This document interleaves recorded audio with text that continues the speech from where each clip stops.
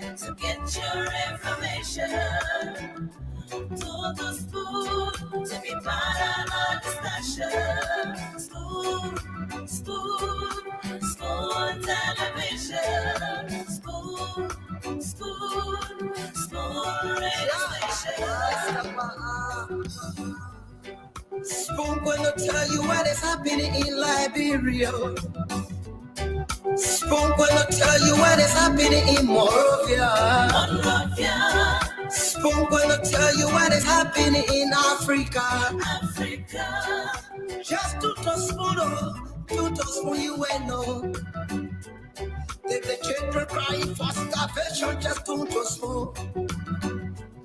You want to get a news update, my brother, to spoon. You want to know what is happening, Monrovia, to spoon. Politicians want to make their decision, just to spoon. You want to know what happening in the ministry, to spoon. Yeah, to spoon. Yeah, to spoon. You from Vonjama, Maryland, to spoon. Yeah, to spoon. If you eat kepa, congratulate my brother, to spoon. You got a Spoon TV, you got a Spoon Radio, to spoon. Yeah, to spoon. What? Yeah, Rastafari. Kilibamba, kilibamba, kilibamba. Kilibamba, kilibamba, kilibamba. What I want? Yes, what you got today? Spoon TV. Yes, what you got today? Spoon TV. Spoon TV.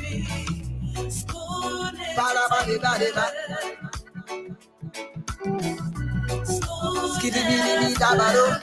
Spoon TV. Spoon entertainment. Kua.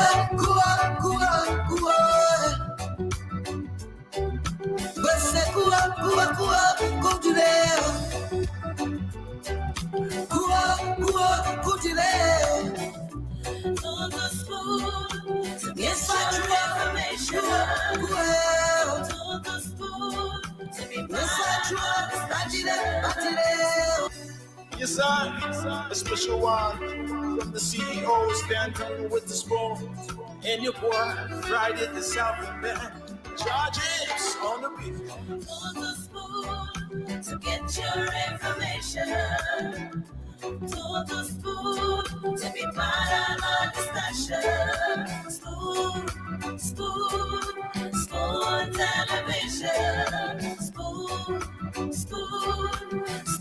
radio station. Spoon gonna tell you what is happening in Liberia. Spoon gonna tell you what is happening in Monrovia. Spoon gonna tell you what is happening in Africa. Just to spoon you will know. If the children crying for starvation, just to spoon. Oh yes, folks, by the way, to welcome you to another edition of the program Spoon Talk here tonight. We're live on Spoon FM 107.5, Fabric Radio 101.1, Politicians want to make their Super 95.5. We're also online on Spoon Radio, www.spoonradio.com. That's our online radio. We also on YouTube at Spoon Talk Live, and on Facebook, Spoon TV, Fabric TV, and Super TV. We'd like to say welcome to another edition of the program. My name is Nelson Collier. Of course, James Goodday Flomo is here. And yes, Dr. Richardson is going to be joining us very soon. And this is one edition of the Spoon Talk you can't afford to miss. Welcome, James. Yeah, good evening, Honorable. You getting me? Okay, you hearing me now? Yeah, I'm hearing you. Okay, I've been great. hearing you too well. Okay, now you're on. I'm sure as soon as Dada is ready, we're gonna bring her on. Okay, okay, Yeah, I she's see the ready. doctor is already ready. Yeah. Hi Okay. guys, how are you guys doing? Yeah, good for my end, Dr. Richardson. Oh, that's good. That's good. I'm also Um, good. God still money me. Yeah, God, let God be God, right? yeah. He's Yeah, doing that's good. well. It's good to see both of you today. It's always a pleasure coming in here and seeing you guys getting ready to do our service to Liberia. When we come in to discuss issues relating to Liberia. I'm in my different location today. Yeah, I can Had to see. come in, had to come into my office. Had to come in here today. It's not my usual working day, but my chairperson asked me to come in to help her do something, so I'm here. Uh, and it was a little drive to drive back home. By the time I got home, it would have been late to get on the show. So, anyway, let's begin the show. Just welcome. We'll welcome all our audience. We're going to personally welcome all of you because it is so important for you to be a part of this conversation. We appreciate you being here. If you haven't shared the show already, I'm sure Nelson asked you to do that. Please do so. You won't want to miss any of the information that we have to provide you today. Wherever you are, we want to welcome you. We will do that personally. I'm going to again try to set up myself to make sure that I can see everybody that's coming in here. Okay, I just hit the got away from the private chat to the comments so I can see your names. And so Yeah. we'll welcome you personally. I'm going to wait for my fellow panelists to roll in. Fadiga Leo is here with me today. Gray is here with me today. And Faglon, I'm sure, will be joining us as well. So all of your fair panelists will be here to discuss the issues with you. Nelson, I want to kind of go back to you for you to tell us what's going on in the country, and then James going to charm in, and then we'll just discuss, the issue of the day. Yeah, today is things are okay.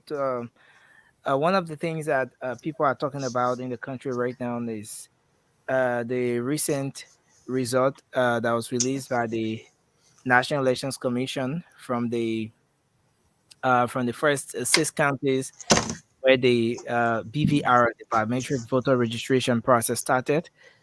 Yeah, so that conversation has been going on. A lot of Liberians have been giving their reactions to that. Um, and today we saw that Henry Acosta um, also gave his thought on that at a press conference today at the All Liberian Party headquarters, and determined that as a fraudulent one, and that there were some irregularities, and also re-emphasizing the call from former Vice President Joseph Boakai to have the process to give some sort of extension to have Montserrat County revisited, so that those who did not make it to form part of the registration process for the first time can have the time to do so.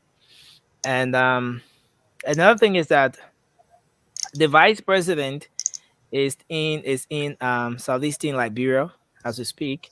She's been there for about 2 weeks.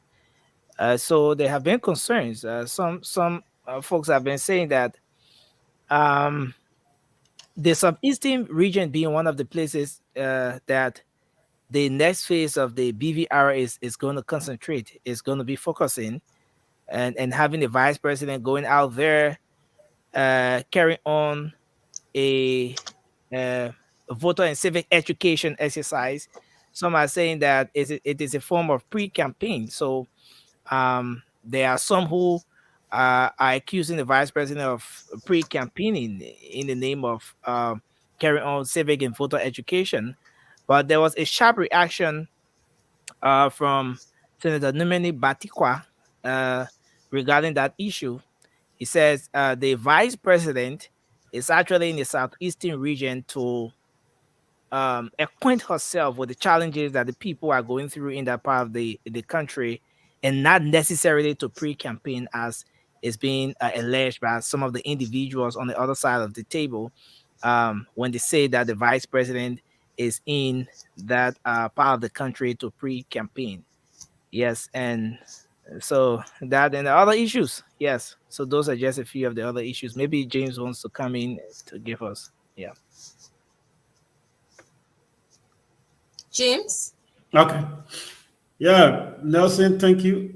And basically, you say all, but just to begin with the NEC recent preliminary result, and uh, let's be fair.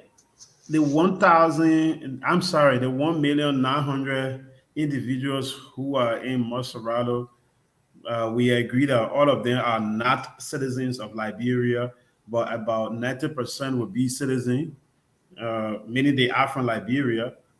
All of them would not register. All of them would not register. Not everybody get time for political activities like tabata. Some people see it as tabata. They just believe in what they can do. And again, most people you see talking about these things they are not okay. Nike they not do what they're supposed to be doing. They are sitting in America. For them to go down and register, they did not. But they want to come out and dictate how James, lesser people. sorry. Huh? Did you just say they're sitting in America? Majority of those who talk, they are in America. They don't want to go down to register, but they believe that people in Liberia should register, and they will not go down to register. Yeah, I just said that. Well, I think that that sentiment doesn't rest too well with me because we are all Liberians, regardless of where we are, and we can contribute to what is going on in the country.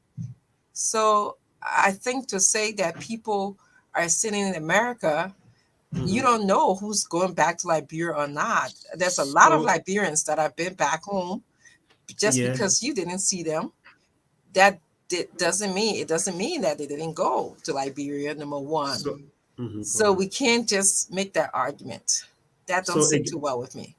Again, that's the argument, partner, that they will have to come out and to take the defense. But if we look the defense is starting with me. I'm trying to say to you that is not a fair. Your first assessment, number one, which is of course all Liberians will not register to vote. So that makes sense. Yeah. But the second argument is that many of the people who are calling for people to go and vote because the numbers may not be matching quite as expected, they are sitting in America asking people in Liberia to go and vote. So I think that the Richardson has an issue with the choice of words. I think so. Well, yeah. Yeah, but frankly, I know of very few people who came down to form part of the voter registration process. I interviewed one of them quite recently, Michael Tipperson, which a lot of people out there may know. Okay, he was in the US and he came down to do his registration. There's a lot of people I know that have been in the country. Can I come back? Yes, please do, James. All right. Like I said again, let me repeat. Majority of those who are citizens of Liberia, who are residing in Macerado and other parts of Liberia, will not register. We saw it from past elections.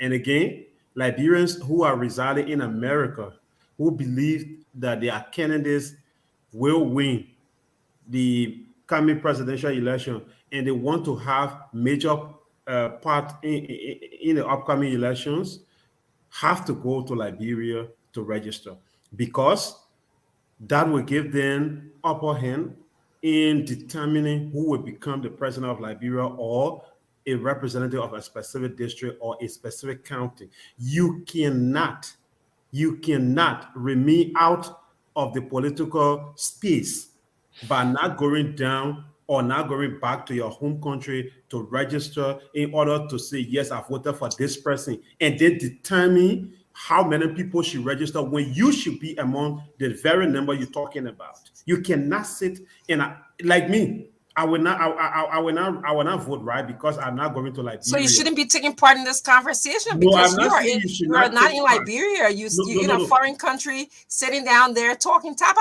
too. My point is not taking part. You can take part, right? But you cannot say the people who register, more people are not registering when you yourself is not going, or when James, you you cannot. yourself, when you To guys me, are not going, when well, you I guys are think not going. I'm of the opinion that Mhm. many Liberians want the best for Liberia. They speak in the best interest of Liberia. So they're not being here. We don't know what's causing, what contributing Liberians not to be in the country, to not participate in the voter registration process. But it doesn't mean that they can't urge people to go and vote. They can't critique the process. It So doesn't why mean we that. can't critique them too to go and register? If they can critique the process, why we cannot critique them to go and register? You, I can you, name several. I can you, name several people who believe so that what would your Kumi should critique be be? president. What would your Mhm. critique be? Tell me. Let What them would your go back. Let them go to Liberia No, and you register. cannot say that because Oh, if we in America had access to voting, mhm. to like our embassies, our consulate office, and we didn't show up, that would be a fair critique because What's stopping you that you can go back hold on, and you love your because it was country? accessible to us. Okay, but do you know how much it costs for us to travel from the United States to go to Liberia, It doesn't spend money? matter. What do That's you the mean by love you of the pay? nation. You must send me some contribution here so I can travel to No, Liberia. no, I'm coming. Patriotism patriotism is not about the money. People died for the freedom we're benefiting today.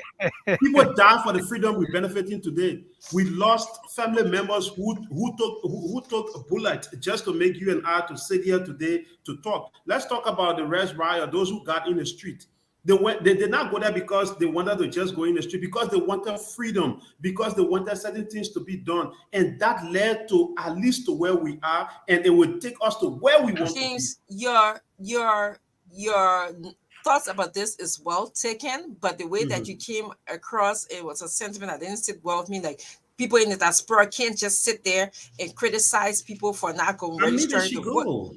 Well, I mean, it's well taken, and of course, I acknowledge it because you have a free will to discuss what you want to discuss. But I think your criticism is not fair because you don't know the experience of people in the diaspora, what they're going through. Some people want to be there, but they can't make it. And let me put my own friend. Let me just say, this is why I took my complaint to NEC, because they gave me citizenship in Liberia, but they put no mechanism in place for voting for my rights to be accessible. My right to vote is not accessible to me. I have to pay to travel to Liberia to then find housing, find transportation, eating, and all of those things just to participate in the democratic process.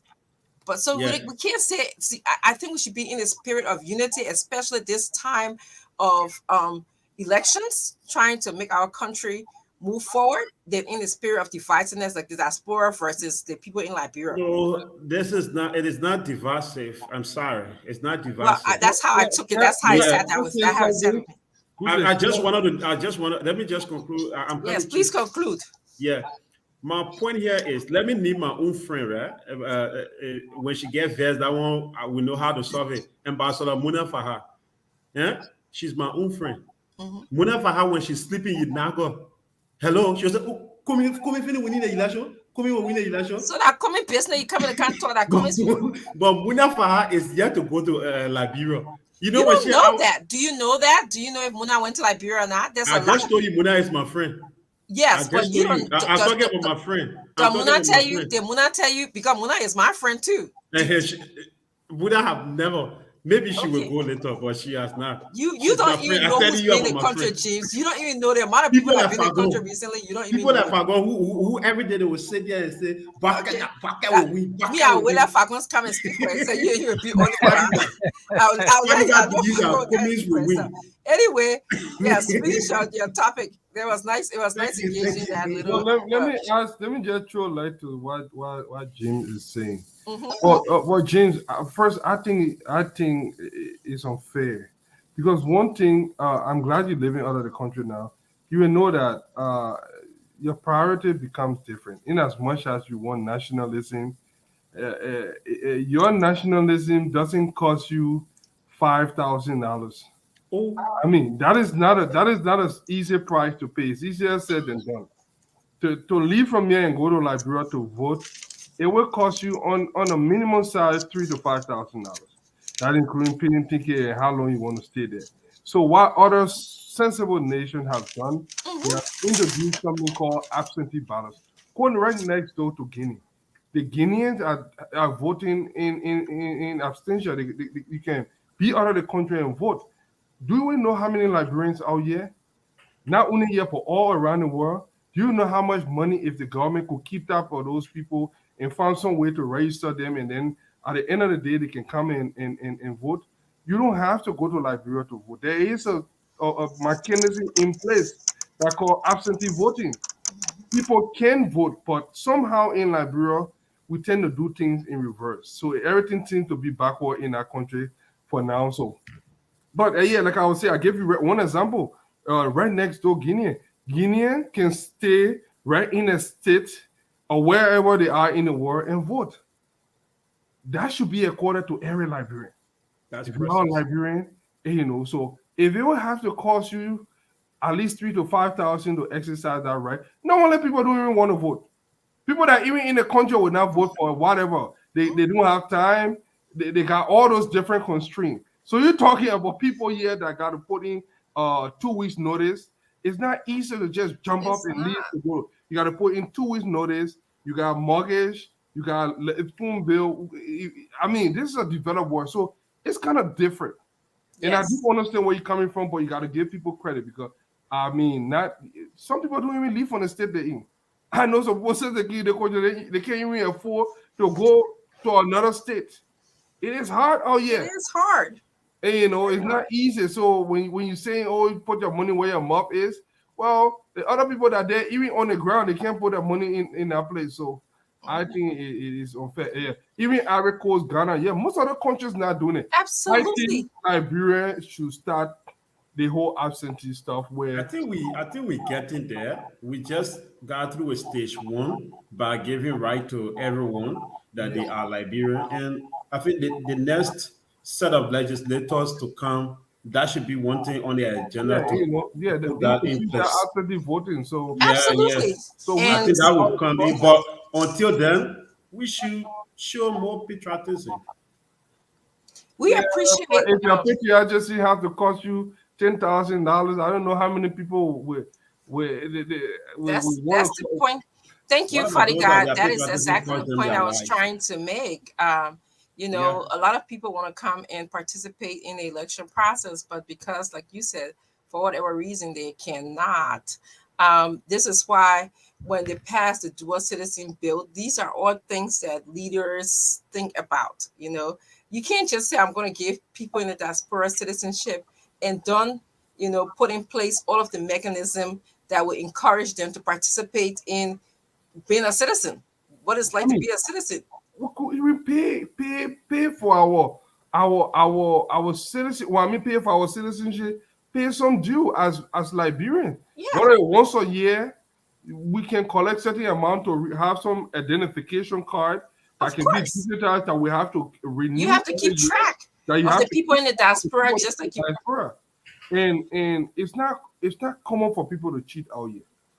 The system in place is just too, for people to want for petty things that you think, oh, they will just go put. It's hard, I don't think because for one of the things we already have identification cards here, information that can identify.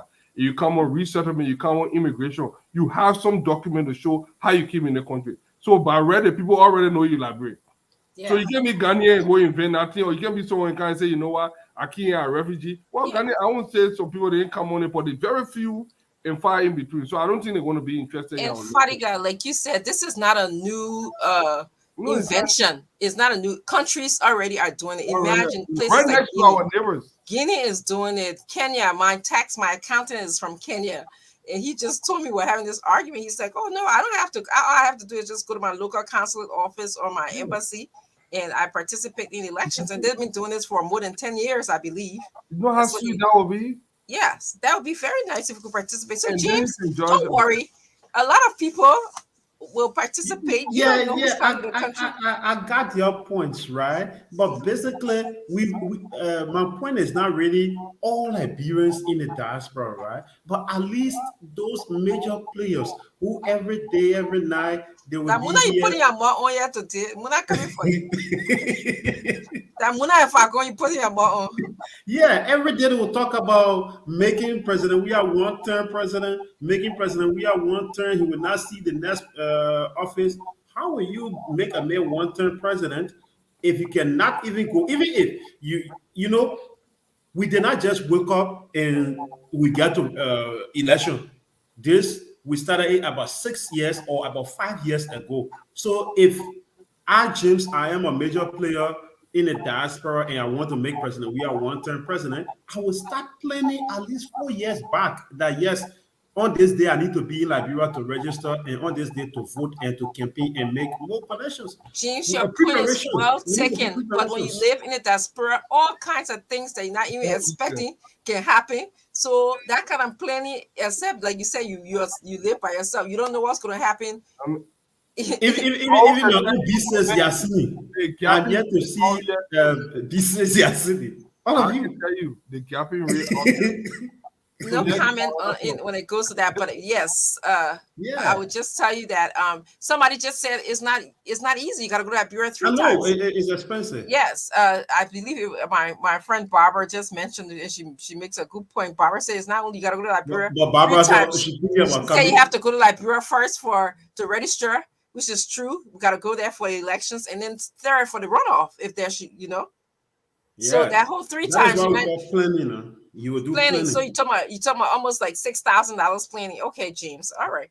Yeah, Barbara Pash might not even touch on because she's not even thinking about going to the embassy to visit before we talk about coming to Liberia. Man, move for you, man. Anyway, let me just funny guy. It's good that you joined us today. It's good that I can always count on you and Leo and the rest of the guys to be here. James, it's also good having you here today. We're going to have a great show. For those viewers who didn't like the show yesterday, because I see some of you guys are saying, Dr. Richardson, please don't make the show as it was yesterday. Sometimes we'll have those kind of shows. It's the after comments. Somebody we finish. Somebody. Yes. So sometimes we'll engage in just some conversations, just candy conversations. So just bear with us. We strive to be perfect, but we're not perfect. But we intend to bring you a great show. We'll go into probably Fatty Guy. Did you want to say something before going to welcome? Yeah. So yesterday I was at the African store. I love plenty chip. There's some plenty chip down there I'm addicted to. So every time I gotta go there. She say, "My go like go get plenty chips." No, I wanted plenty. But not be sitting in America going to African store for plenty chips. So I went there. One of the guys said, "You left on the radio this and." I was there to see, and I caught on my phone. I just left because you left. I said, no, I was not. I didn't leave because I was mad at Fango or anybody. I left because I had an appointment. So if any of you felt that I left because I was mad, no, I was not mad yesterday. I had another appointment and I just had to go. Look, sometimes we may argue here, we may disagree, but back in the room, we laugh, we chat, and we joke each other. Yes. So it's nothing personal, but yes. It's just that we all love Liberia different ways from different. That's right. That's right. So. And it will happen. I mean, if you're in a family, it's not good times and perfect times all the time, but we'll just do our best to be as respectful as we can. But we do have differences. There's no joke about it. We don't all share the same views, and what we would like to see, where we would like to see Liberia and how it gets there, is all different. I like to go to just welcome you. I'm not going in any kind of particular order as to how we welcome you to the show. And then I will also give Hussein the opportunity to welcome you as well. And then we're going to talk about our topics today. I'm going to welcome Auntie Rachel Dix, former ambassador to the United States. She's here watching. Thank you, Auntie Rachel, for being here. Dula Dula is also watching. Dula Dula is calling James Goudet to go back home to vote as well. Michael Mitchell Seth is here. And also Barbara Cooper. Barbara, hello, how you doing? A long time we chat. is here. C. Gray Roberts is also here. Thank you for being here. Sam Weddy CA is also here. Falorki is here. If I'm saying your name correctly, it's Felorkli. Falorki is here. Thank you for being here. Pauline Colley Gigon is also here. Thank you for coming, Pauline. Orlando Giddens is here. Tipos PK Dempster is also here. Esther Harris is here. Joshua Jesus is alive. Russell is here. Thank you. Jimmy Gray, thank you very much. Aloysius Dennis is here. Dulu Dulu is here. Thank you for coming here. We appreciate all of you guys. Eric Finley, thank you. Amy Ryder is here. Amy, you calling you Cindy name here, huh? Okay, Amy. Lormi, that James started, that James, that you, Amy, you're both calling you Cindy name. She coming for you. Lormi, Nake, Meye, Lawrence, Lormi, thank you very much. Eric Finley, Regina Wilson, November King, Sumando, Aloysius Dennis, Alexander Fala, Juman Jala, thank you very much. Ali Badra is here. Baron Brown is also here. Eric Passaway is here. Raymond Mulba is here. LIB Badu is here. I'm going to turn it over right now to Al Hussein Fadiga. At this point, I want to thank you for joining us. Share the show. If I call your name, it's a one click. Take your phone and just share the show. Go ahead, Al Hussein. Olga Alexander. Well, you accosted me yesterday. I will not call your name. So if I can remember you, I will not call your name. I just messed with you. I don't really know who that. I got Loia Norris. I got Saturday Siki. Andrew Gadia. Alexander Fala. Amos Moba. Eric Kiazulu.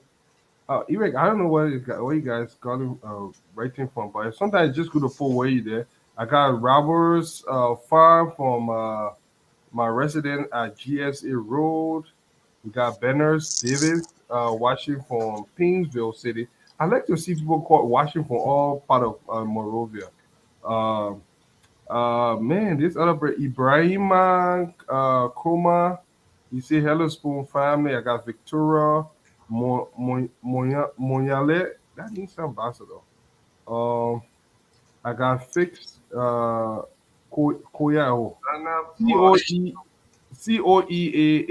That's your name there. Last name Fiske. Fiske. Oh man, some of y'all need how. I got Baker Renzi from Plebo City. Wow.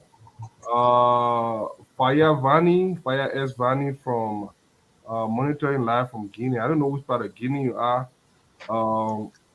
Someone watching from Hamilton, Ontario, Canada. That's Clarence Benson. I got John Double. John Y Double. I don't know where you're watching from. I got Alexander Seyo. He said, I'm following you from my Propo resident.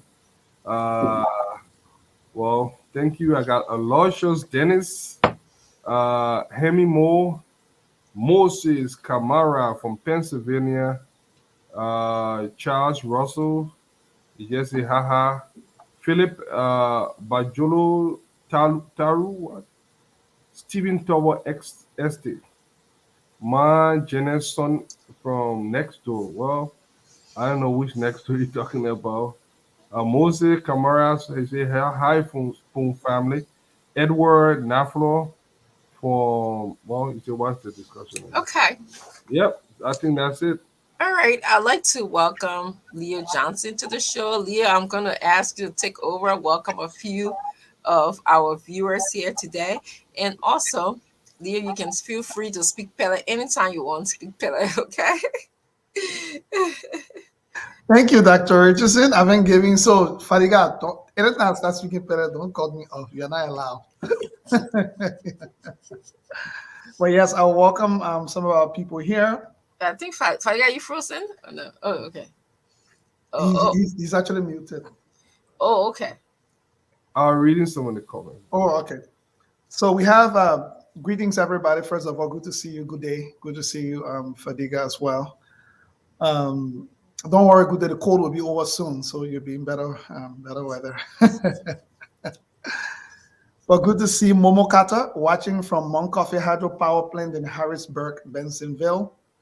Bito David from Minnesota. May King following from Kerry and Nelson Streets. Ibrahim Bia following from Westfield, Indiana. We have Jal D. Johnson following us. Oh, Jal said, where is Fagon? Jal, I can't help you. Jal, come in as you see yourself. Aloysius Dennis also following us here from Kansas City. He said a Liberian kid got shot here in Kansas. Please remember us in your show. We'll remember you in prayers and in our shows as well. Uncle Grandpa Sumoyaya. Uncle Grandpa Sumoyaya is also watching us here. Edwin Sharif, my own man, Edwin Sharif is watching us from Peensville. We have Emmett Herman is watching us from Cox City. We got Evelyn Moore. Evelyn Moore is watching us all the way from Hamilton, Canada. My people there. Dolo is watching us as well. Jusufu Darami is watching from Juba, South Sudan. People from all over the world.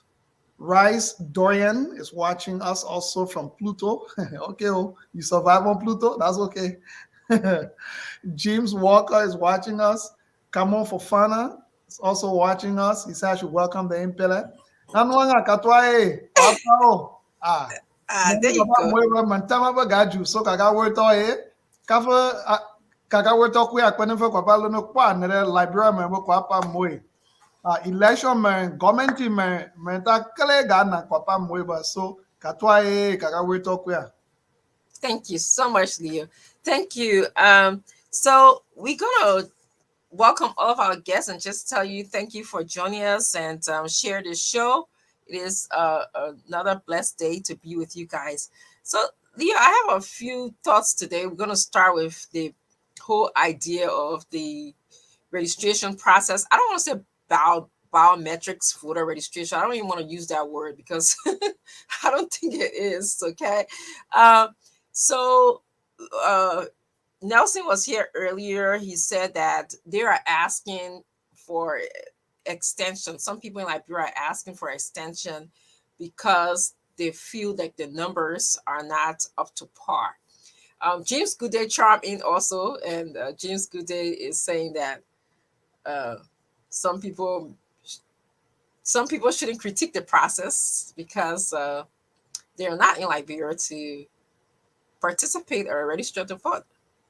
So I don't even want to go on that aspect of the argument, but you can chime in if you care to. And so my question now to both of you is, we are beginning the next phase of the registration process. I'm reading a report from Front Page Africa that says that the numbers can change. This worries me a little bit for an election process due to ongoing duplication and adjudication process. Do you guys know what they're talking about when they say the numbers can change? Because right now, they're saying that we have 1.4 million people registered to vote in the process. I don't even want to use biometric process.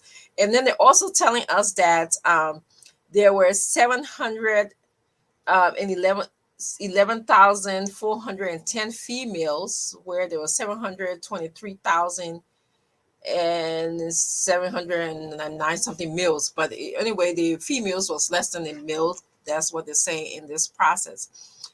What do you guys think? Do you think that extension should be granted to the first phase, that people who didn't register in Monserrato in the counties that were supposed to register in, or should we just go to the second phase and call it done? Yeah, few things for me. First of all, it's really difficult to comment on this because it's almost like encouraging people to continuously do bad things. The process yesterday when we're closing, I mentioned, has been fraught with so many issues.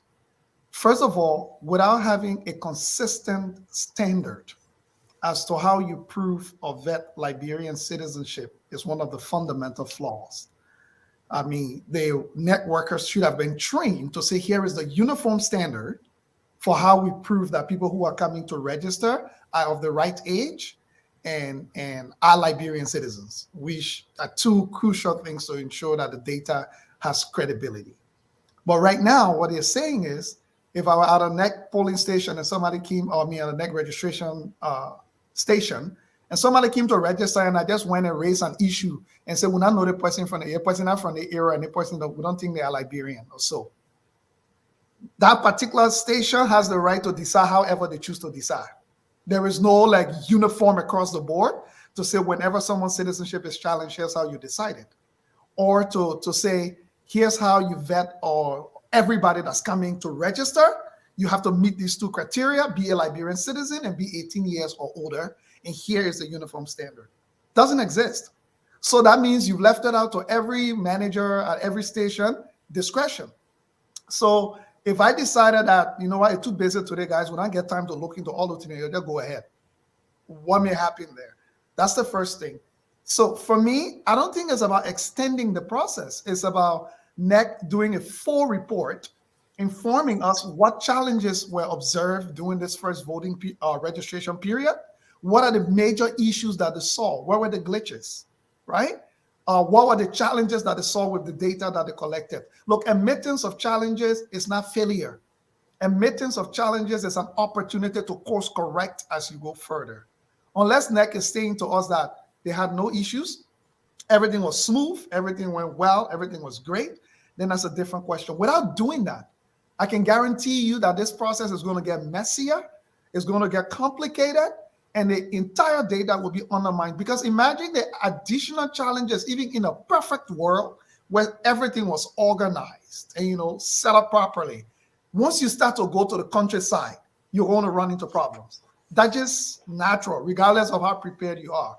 So with this level of ill preparedness, we're in urban areas where at least there's some fluidity of language, and people can express themselves, people can speak. There's relative English spoken around. Some people are literate. You find more literate people. You're moving into terrains where you're struggling with even literacy in English. You're struggling with people being able to fully express themselves. And you're struggling with networkers being able to even type properly or input data properly. So for me, I would not encourage NEC to just extend. You can extend the time with all the errors and just multiply the errors more by extending the time. Or you can do a quick report. And that's why when we said this process is late, Dr. Richardson, that's where we came from. Because if you started this a while ago, after the first process, you would have had a chance to sit down for a week, do an audit of everything that happened, do a quick feedback session with all of your managers from in the field who will bring you not just successes and where things work, but will bring you where things did not work and where there were shortcomings. That information, Dr. Richardson, is what feeds into the evidence of saying why we need an extension. It is that information to say because of all these errors or all these challenges or all these things we've seen, a lot of people may not have been able to register. Even the data, you should have tested this first data that you've actually collected around duplicates and all of that stuff. What if you wait till you finish the whole country and then you come to start auditing this data and start to realize all kinds of issues? Are you going to start the process over? So for me, there is still some opportunity to bring some credibility to this process, because if you are already allowing people to distrust the process, no matter what outcome the elections gave, even if it was the right outcome, you've already set majority of the population up to decide that it's impossible for the election to be conducted freely and fairly with credible results. Thank you.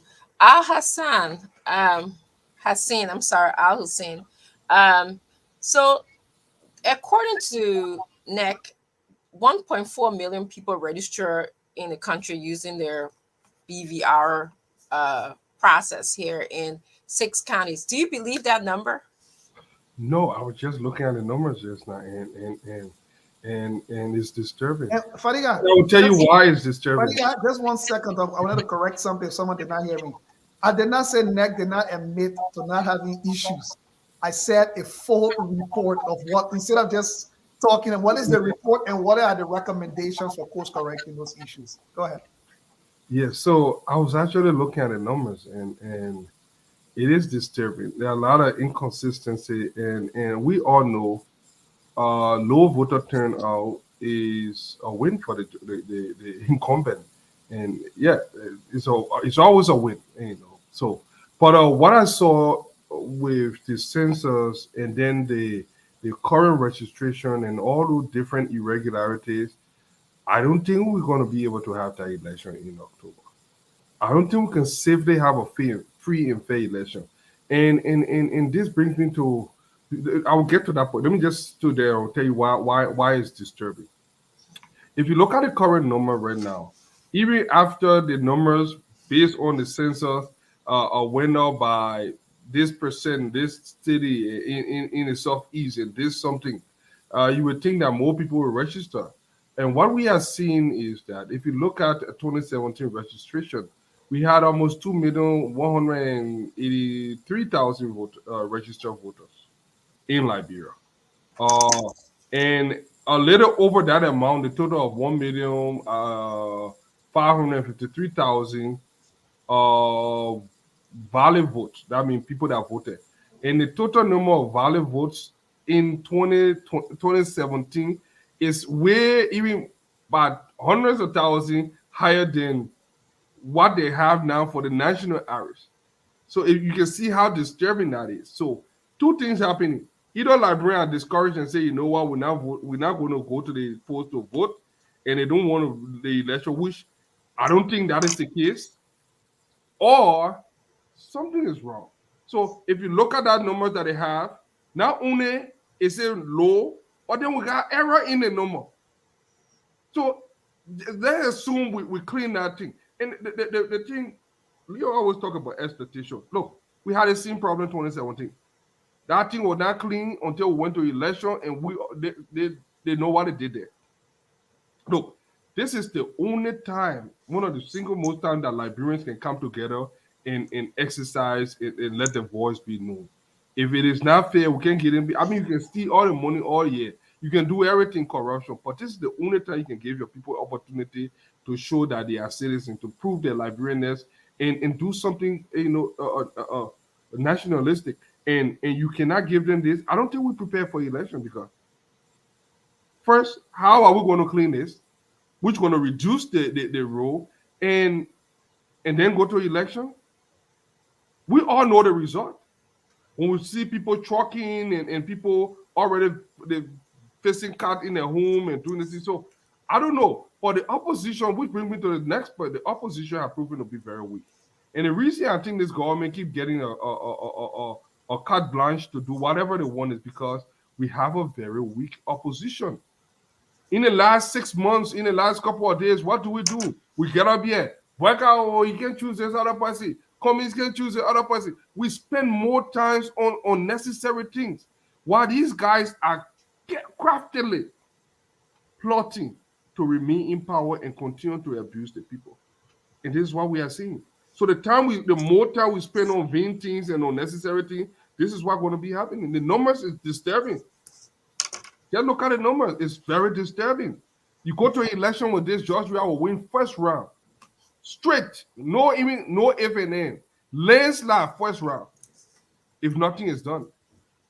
Yes. So, for me, I would like to see the voters registration from the last election period to the current to compare the numbers. That will help me make some, decisions on, is this consistent with what we had last year? How did it grow? How did it decrease?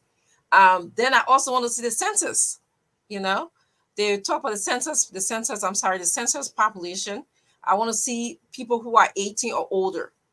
How does this number match those people at the totality of this number? Even take those counties and sort of get the totality of the numbers that they've given us in this county 1.4 and take the census of those in those counties and see how those who are 18 or older, do they match? Do we have a problem here? Is there a increase or decrease?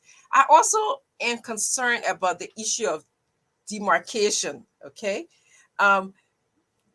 people are just registering different areas. We don't know whether the population increased or not. Are they in the same district? And for some reason, we're not talking about that. Okay, or did district decrease? Who should be talking about it? Because the thing is, and this is what's going to happen, Dr. Richards, I don't mean to call you. We're going to sit here and start crying in after October 10, because people know what happening. They will wait until the international community. The first place that I cringed was when I saw that event announcing the censor. Who did we see? International partners. They give you a thumb up. Some of them even refer to it as one of the best they have seen. Who have we heard? Anybody? Have we seen anything? Actually, I believe the ANC political, or the CPP, I'm sorry, not ANC, CPP did take the government to court for the demarcation process. I remember reading about that. I don't know. Do you guys remember? I think one of those guys came up. Was it because of that? The CPP, yeah, I can't recall what the results were, but the court wasn't in favor of. No, here's what the court said. Mm-hmm. The court put this process down to the legislature squarely. Yes, that's the court right. says it is the job of the executive to conduct a census every 10 years, as the Constitution says. That's right. And when a census is conducted, the data is supposed to be turned over to the legislature. Mm-hmm. It is then the legislature that makes that data available to NEC for NEC to go ahead and do their job. The court is saying NEC has not received any data. So to take NEC to court is to be holding them liable for something they don't have. NEC hasn't received any census information. So between the executive and the legislature, that way it's stuck. So until NEC can receive any data, if NEC had the census, the final census data, and did not do the appropriation, then you can actually take them to court. But the court is saying, no. NEC like here go after our lawmakers. You know what? We get more in the opposition. So isn't it ironic that NEC has not received the census yet, and yet and still we are conducting elections? So we don't even know if the constituents that people are registering in, if it's a valid constituent, if it exists or not exists. So I think there's an issue with that. I have a problem with that. Yeah, I think the bigger question, Dr. Richardson, is, first of all, the government broke the law, violated the Constitution blatantly by not conducting a census after 10 years, like it says, the Constitution. So unless you want to tell me the people write these laws for joke or for play, then there should be no law. What's the point? And by the way, when it was violated, it's not that the government came to the legislature and allowed the legislature, to put in measures to say, for example, we will not be able to conduct the census in 10 years. So let us, because usually the legislature has the power to issue some type of order to say, for example, the census has been suspended and, time indefinite because of an emergency procedure. The last census was in 2008. The next one should have been done 2018. If I remember well, someone correct me if I'm wrong. It wasn't done. Nothing was said to anybody until the government decided recently, they got and said, we'll do the census now. On what basis? Why was it not done in 10 years? What happened? Can we see that analysis so that we avoid another 10 years again by not being able to actually do the census directly? Now they did the census and did it the way they did it, whatever, and decided I would not say nothing about it, which means the violation of the Constitution still continues. It hasn't stopped. Where's the legislature? Where's the judiciary? Where are all these people? Everybody just silent as if to say the census does not matter. They just put the Constitution book, we'll put it one side. And Leo, you know what? Somebody just mentioned, and something that we all know, there were several petitions. We saw different political institution petition. Look, people know what to do. There are few ways to get things done in Liberia. And one of the ways the citizens have been able to get redress to some of the things, civil disobedience. I'm not advocating for violence, but sometimes you have to make these guys feel uncomfortable for them to be able to do the right thing. Sometimes it will cost for all the citizens to block the legislature. Say, you know what? We're not getting paid, nothing getting done. Just sit down here. We'll sit down here today until you solve some of these problems. Because we cannot go to election in October and then come cry later. The thing keep adding up. Look, The whole process from the beginning was flawed. One thing, look, the first thing was the identification, the national identification. That was screwed up massively. I don't know how far they went. Look, so leading up to the election, you start to build up these things. The first thing you do a national identification. Identify who are in your country, how many citizens are there, and get a national registry of that. Then before you start doing the census, way before time. You don't wait 6 months to the election and you're trying to cram everything in and do a rush process, something that's supposed to be very, very sacred to the nation to determine the next president, and you just do it in a messy fashion, and then at the end of the day, people cry and nobody talking. We are fighting, they are attacking each other, spending more time attacking each other on those petty issues rather than looking at this thing, because this is the real problem. And this is where my frustration is when we talk, people say, oh, you backing for the government. In fact, they say you hold your own to the highest standard. Yes. It's easier to criticize the others because you are saying you're better than them. That's why you're criticizing them. You can't say you are better than the others, then you lower the standards for yourself. No. If you say you can offer better than they have, then you must elevate the standard above them to show that your standard is higher. The CPP spent how many years in court? Almost 1 whole year adjudicating a nonsense case where the government even saw it that there were nothing inside. So the government said, well, they play with y'all for as long as possible, that we can play with y'all no more. Then we just tell you there's nothing there to be found.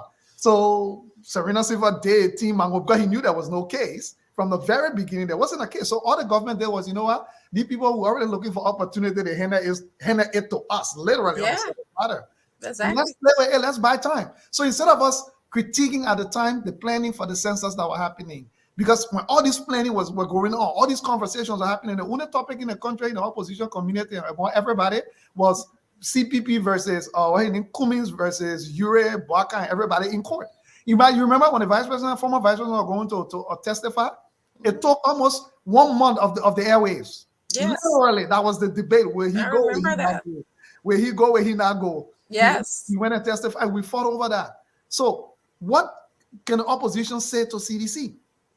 Look, I'll be honest with you. The most effective opposition in the history of the Republic of Liberia is CDC. To be honest, sometimes I wish they were always in opposition. To be honest, I think they do a better job. They do a better job in holding. They held Ellen Johnson Sirleaf feet to the fire.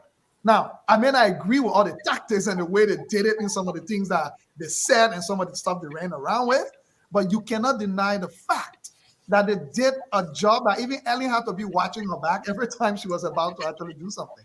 There's 2 things I have to say about Doc, can you check in the back and see? Check it, man. Okay.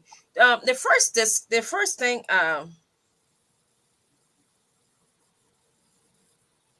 Sorry for disturbing. Yeah, I'm sorry. Yeah, so let me just go. Let me just tip in there. You know, I'm actually not at my home, so I won't be able to. No, I mean check in the chat room.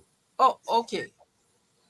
Yeah, I think someone said the representative were in the back. Yeah, yes, but Jim's gonna have to. James, can you please let him in because I'm not.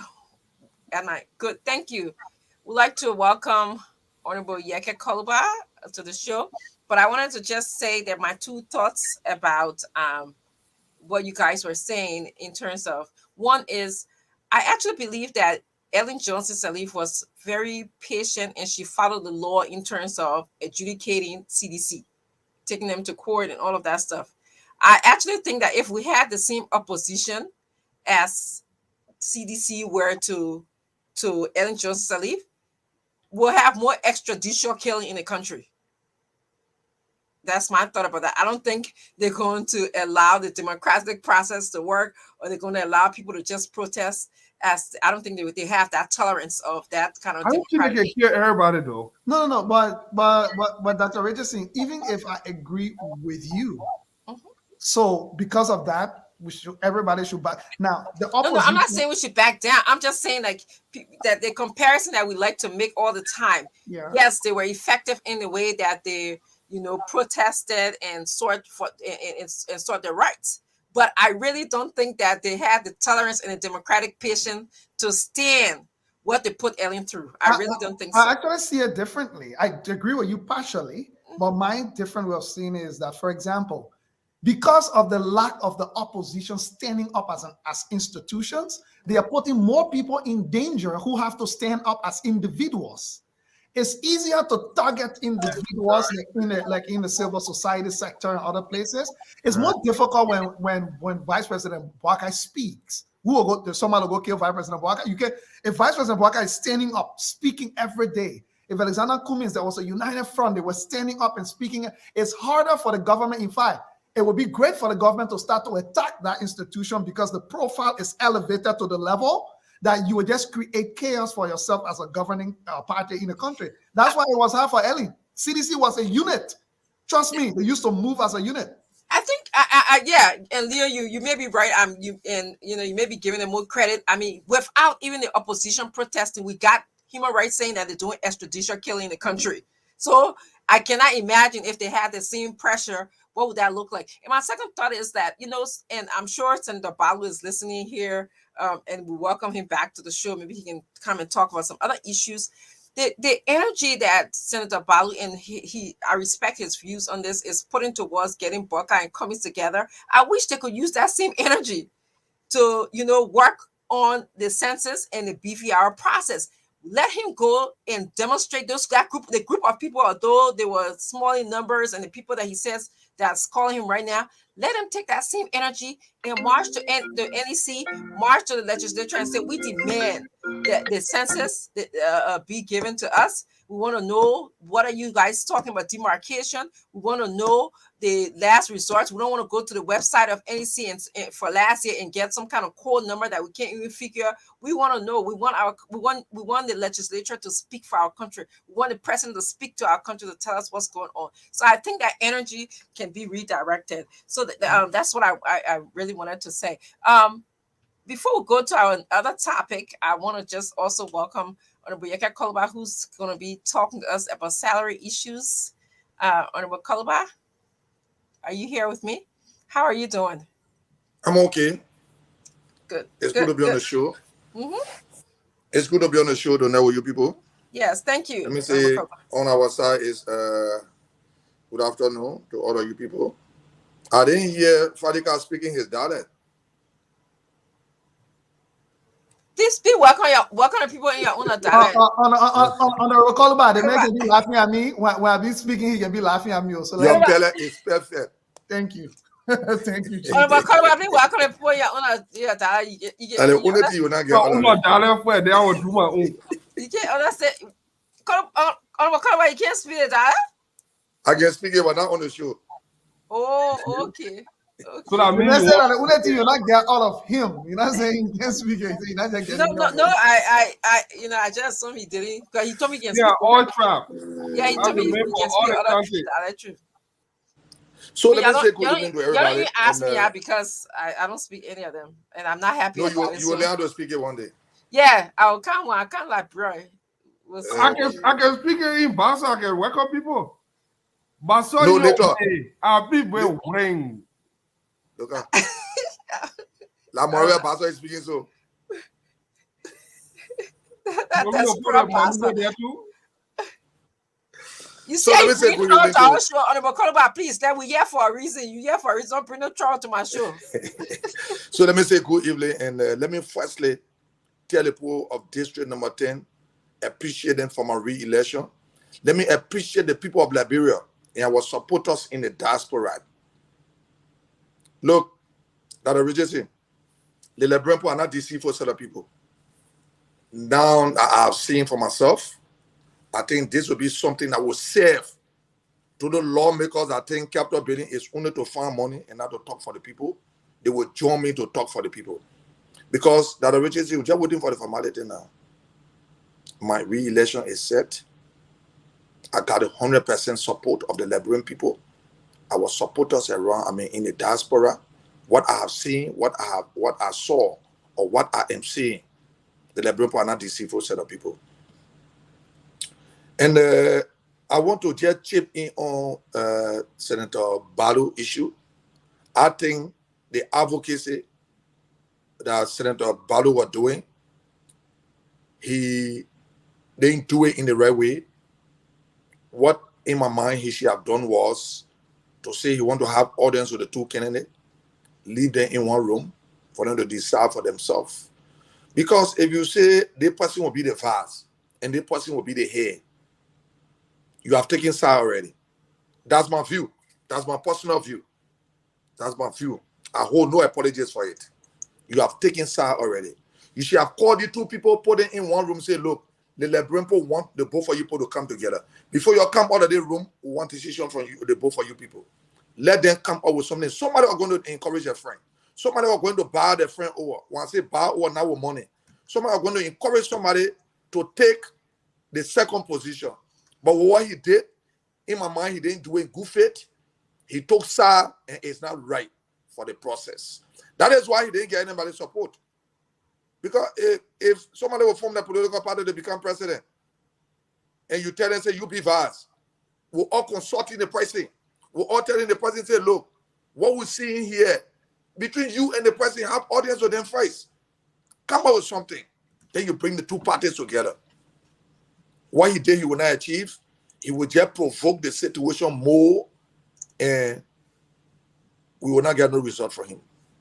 Because people will take it like he have taken side, he from this party. People started saying it already. And the people are not wrong because of the way he proceeded. If he knew how communication for the people, he shouldn't have discussed it on Spoon FM.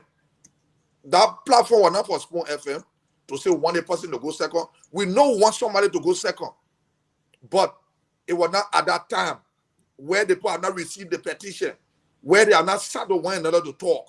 And you have made a case already for a party. I know people will not be happy with what I say, but I will speak the way I speak because we want the opposition to come together. When you want the opposition to come together, you bring them in one room. They will bring themselves together. You think the both of them don't know who's supposed to come first and who's supposed to go second? But it's not the business for you to say on the public radio. It was not meant for the public radio. Leave it with them. The both of them can convince one another. Don't put their friends. Don't put being friends alone. When you say with Honorable Baka, he will tell you how long he and Honorable Kumen been friends. When you say with Honorable Kumen, he will tell you how long he and Honorable Baka been friends. Those two people could reconcile themselves and we could have reached to something better. But the way Badu started it, we're not getting no result out of what Badu has started, from what I'm hearing. That's my view. Hold me responsible for my view. And I owe no apologies for it. Because when we're here struggling for 6 years, people appreciated us. So when we see something going wrong, we should say it. I'm not in fear of anybody. I'm in fear of one person that will be the head, one person be the vice. Thank you. So this government has refused. So, Honorable Yeka Koloba, I believe Fadiga had a question or I had comment. a quick question. Yeah, go ahead. Go ahead. Well, I heard, yeah, we all can agree that it was properly done, not done the right way. But do you believe that the sure way for the opposition to win is for these two political leaders to come together? And if that is true, do you still believe that there is a possibility that it could happen? Well, the political leaders first need to understand that the Liberian people believe in unity. The CPP were together, we achieved, we succeeded in what we wanted to do. The Liberian people were very, very happy. But from the time the division came, it had become a problem for us. If you ask me my view, yes, the Liberian people believe that anyone can be vice president, anyone can be president. But the procedure that will carry out, well, they were in error in carrying on that procedure. I mean, in carrying it on that way. Is it late? That's what I mean. Is it late? It is never too late for anything. It is never too late for anything. Look, as long as people live, there will be disagreement. And those disagreement can be resolved.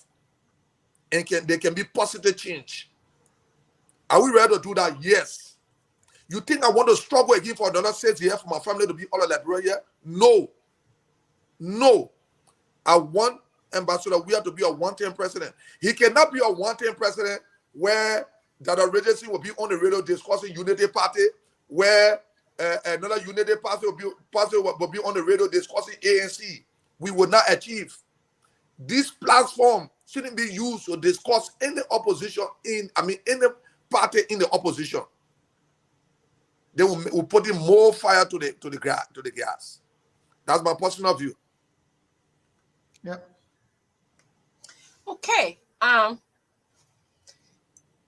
You're supposed to tell us about something going on with salary issues. You want me, before you go, Dr. Richard, can you respond to what you said just now? Sure. And by the way, let me say to you, Honorable Kolwa, my respect is there's been another consistent voice that has always said, when it comes to Cummings, when it comes to Bouakai, you've always referenced both of them as your political leaders. And you've always said they need to come together. So you're not choosing one over the other. Both of them have a responsibility. So I have to give you the credit on that. I've said a similar thing on this show before many times, that you don't go into a negotiation by setting preconditions on another person already. By telling the other man, say, come to the table, let's discuss, but you come in to discuss as vice. Like, you don't start the conversation that way.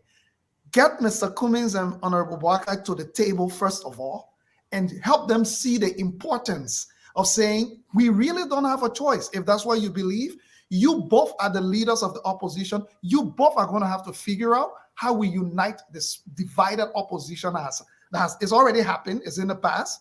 This is time for leaders to step up to the plate.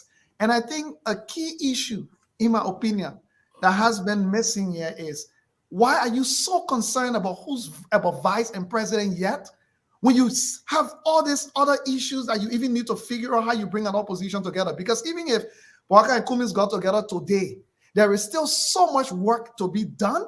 It's not just going to happen magically because Bouakai and Cummings got together. There will still be so much work to be done. And you think why Bouakai hasn't chosen his vice president yet? Look, let's be honest. Cummings hasn't chosen his. There's 6 months to this election.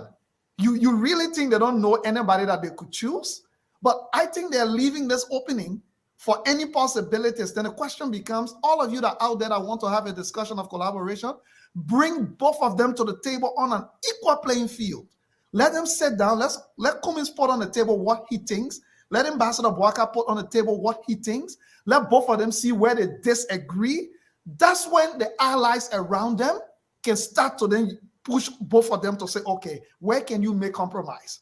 And you guys disagree on these other issues. Where can you make it happen? Unless you do that, the whole running around, Cummings don't agree to be vice president of Bouakai. Why should Cummings agree to be vice president of Bouakai when they haven't even sat down and talked? Bouakai told you want Cummings to be his vice president? Bouakai ever told you that? He didn't tell you that. He hasn't said it, at least publicly, for us to ever hear from anybody. So show some leadership, all of you who want to make it happen. Your appeal to Ambassador Bouakai, appeal to Mr. Cummings, ask them to come to the table first of all. Let them sit down to the table and let's see if they'll walk away from the table saying, when I get time for what you're talking about, yeah, we will go on our own. Then at that point, we know what's up. Leo, but you need to understand something, eh? Mm-hmm. Everybody beyond Bouakai feeling know their position in the government already. Everybody beyond Honorable Cummings know their position in the government already. So when you want to bring no people together, leave everybody out. I agree. No second party in the room. I agree. That's true. Look, when I go to meet them, I when agree. they want to bring their people, I say, when I want to have press conference, I will call people for press conference. When I come meet you, that you and myself, I don't want nobody view besides you and myself view. And that's how to keep the situation. And they respect me for that. They respect me for that. As long as these people, ghetto people around them, people will never achieve, they will not come together.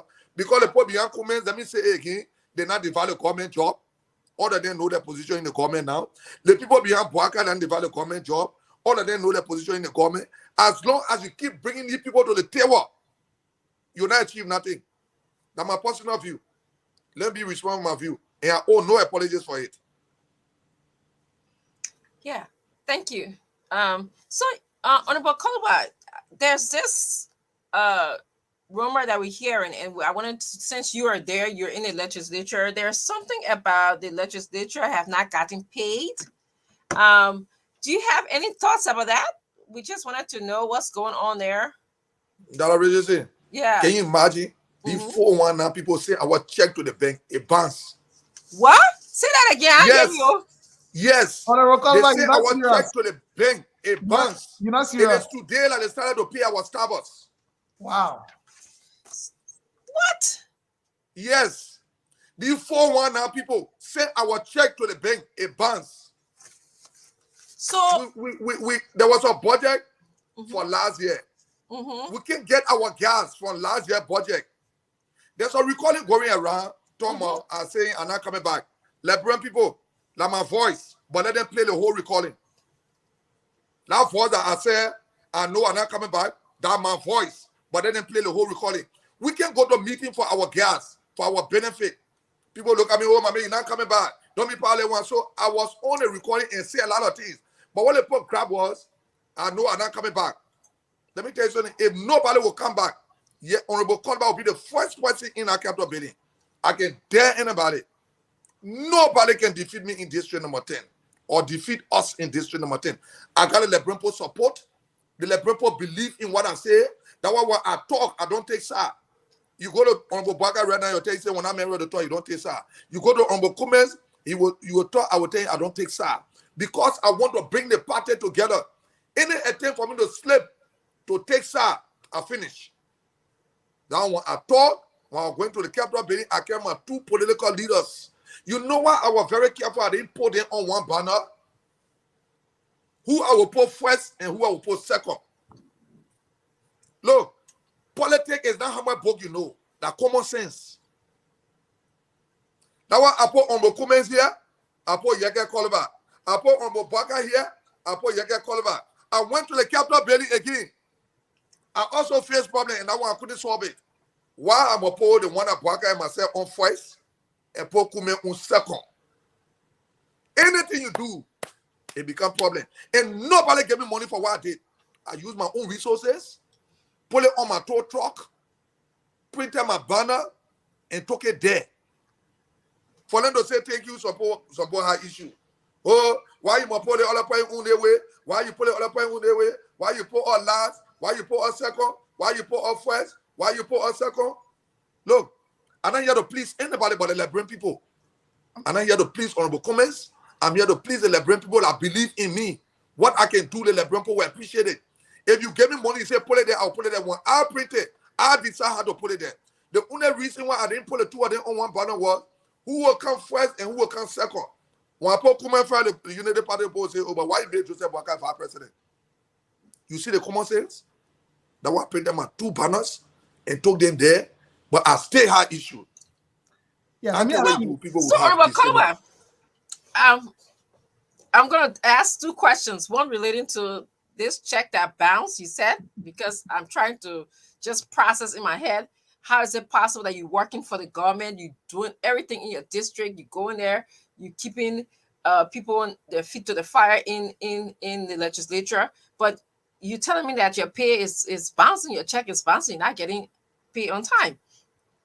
And yet and still I see people that I feel talking about Dr. Richardson wants to go and brief minister of whatever. My paycheck I earn on time, yeah, people. in fact, we got the money into the bank. So, but what so I'm gonna play the devil advocate here a little bit. So some people might argue, or might ask you, Honorable Kolba, who do you think can best rule Liberia? Obviously, 2 people on it. We only have one leader at a time. Dr. Reggie, I would say Lido. You say rule. Okay, lead Liberia. I want to say rule of law. Lead Liberia. Thank you. So you want my view, right? Yes. Any one of the political leaders can better govern this country than George Weah. Any one of them. Dr. Richardson, you know Civil I'm not taking pay for almost 3 to 4 months. And the government don't care. But they took 50 million US to send to China for the campaign materials. Say you can say, let Ambassador Weah prove me wrong. Anything I say, I got evidence for it. Let him prove me wrong. They took 50 million US dollars, send it to China to print campaign material. Our midwives are not taking pay. They may get time. The doctors are not taking pay. They may get time. The police officers that are going to go do the people to count on the voter registration. They call them the last time. They get few people sending money from mobile money booth, sending it to them. The post supposed to take $100. You know what they get? They get someone $30. In the water, that was not pay.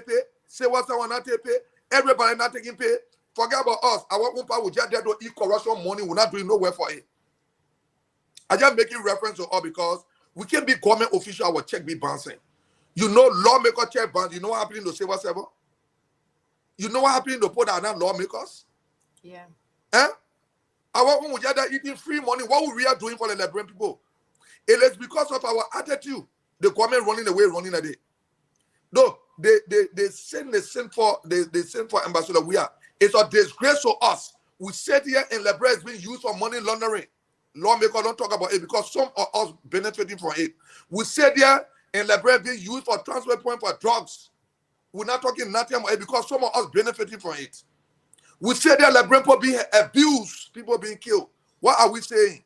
The only thing we therefore say for the finance minister, like you can't tell who on committee, like committee business for the whole country. The whole country is for committee business.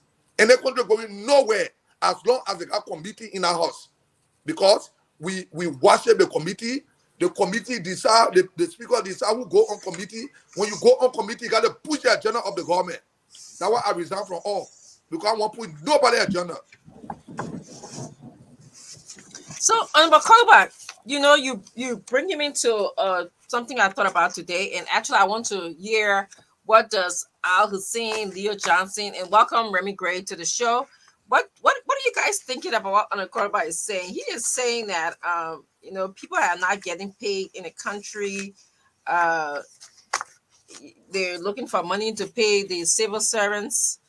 And that we had some questions. There have been some rumor going on about how they're trying to borrow money from the National Road Fund. And this did happen before. I went to pull out news from Front Page Africa earlier on, I believe. I'm trying to see if some reason my date got cut off on this article, where the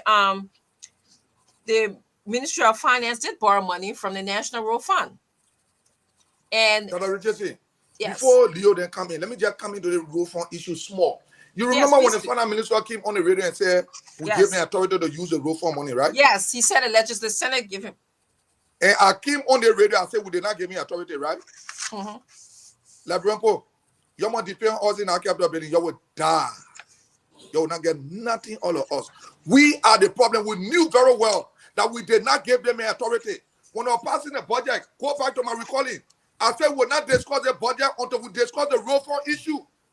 Last time for the finance minister, let him tell us who gave me authority to use the Liberian road fund money. They will pass the budget. Are we serious people here? Are all you depending on? We just there for our pocket to enjoy your suffer. So, you know, my question to you guys, thank you, Honorable Koba, for adding your thoughts to this. So my question to you guys is, how is it that we are struggling to pay our civil servants, and how is it that we are struggling to just have a budget where we'll be able to consistently pay people in the country? Then we are now asking if we can borrow money from the road fund, which was intended for, you know, fixing the roads in our country. Yesterday, we heard, I think that's what, $40 million that they wanted to borrow, or $50 million that they wanted to borrow. So I'm going to start with you, Al Hussein. What do you think is happening? Why do we have this problem? This is an ongoing problem. We did it before. We are about to do it again. Well, the thing is impunity. When you institute a culture of impunity, people will do this thing. In America, why do you think it's not happening in other developed countries? Because there are consequences for those actions. Look, we had a guy here, Ted Stevens. You remember that bridge to nowhere in Alaska, and all those different pet projects. It happened in America, but in America, what happened is when you spend public money recklessly, there are consequences for those actions. In Liberia, nothing is happening because anything the president wants, like you can say, they are rubber stamp. He get it done. Anything he wants to get done. He goes there. It's just a matter. Look, we shouldn't even be having a conversation. If you look at the legislative makeup, both the upper and lower house, it is predominantly opposition. If you break it down by party, Unity Party number one. I disagree with you. You disagree that United Party have more lawmakers? I disagree with you. Well, United Party ain't got no opposition in that house. Well, We on need paper, collaborators. It's just a formality No, that they come what to Honorable United Kosovo Party. is saying they may have won United Party ticket. well, they may but have not won, always I mean, for they win the there on United Party ticket, but they're not speaking on behalf of the party.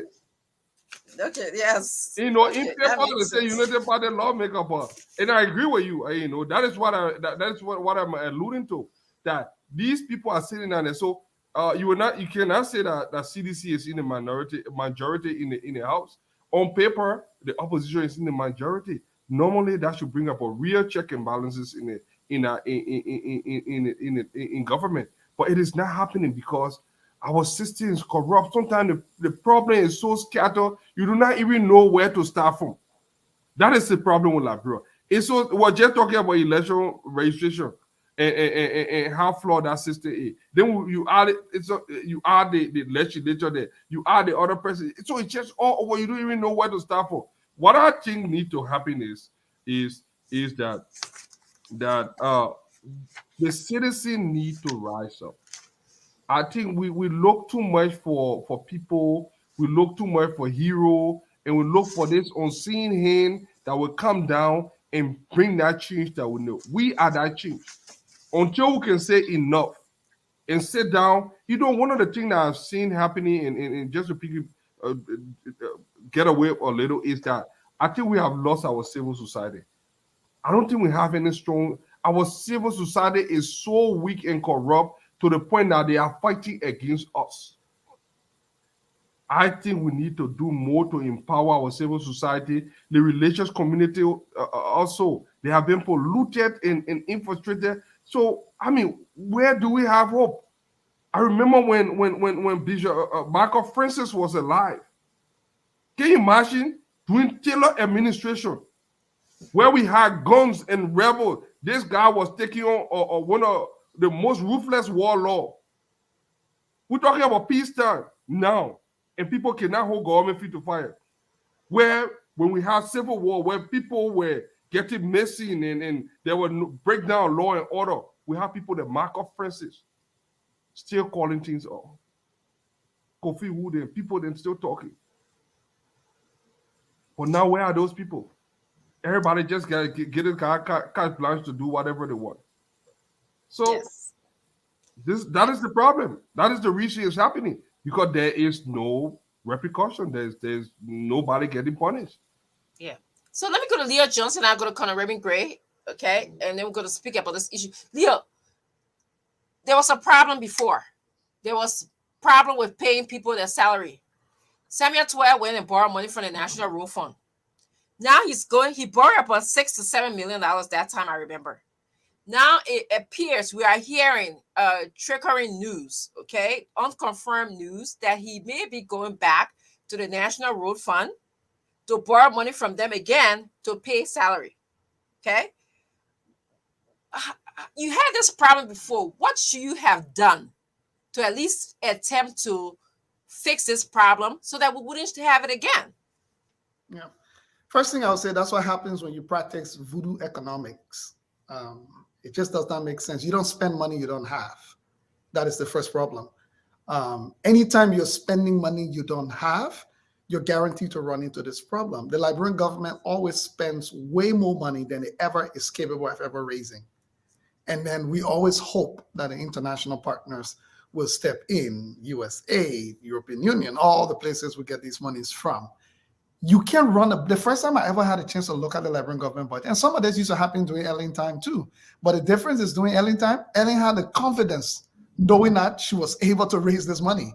She had a pathway for how she would raise this money. Now you can debate with those sources or pathways or whatever, that's different, but she ensured that she had it.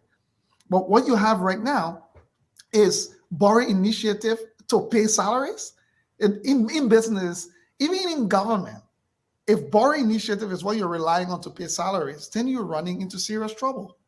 Number one, the Liberian government workforce need to be cut right down in the middle by 50%. It makes no sense what we're doing in Liberia. But the biggest blame of it all goes to the legislature. Because you know what? They are the only branch of government that is able to sign and make budget a law. There is no other branch of government that got that power. If the legislature decides that they're not going to approve a budget, the government will not run. The government cannot take a step forward. Even the president cannot get paid if the legislature decides. So I just want to know, what informs the legislature to be signing on budgets that clearly will be impossible after everything they've seen? It's been 6 years now under this government. And not like that 1 year to say, you wouldn't have known, or that 2 years. A budget is always supposed to be informed by the previous, the little that I know. So let's put it this way. If I brought a budget to the legislature this year and they approve it, and I went ahead and did my thing, and at the end of the year, I need to submit a budget performance report. I also need to show what I was able to do both on the revenue side and on the expenditure side. When it shows that my expenditure far exceeded my revenue, and I was cutting all kinds of hole, the person approving that budget, the first question would be, first of all, it's impossible for you to raise this money. Sorry, we cannot approve this until you can prove to us that you can balance the scale.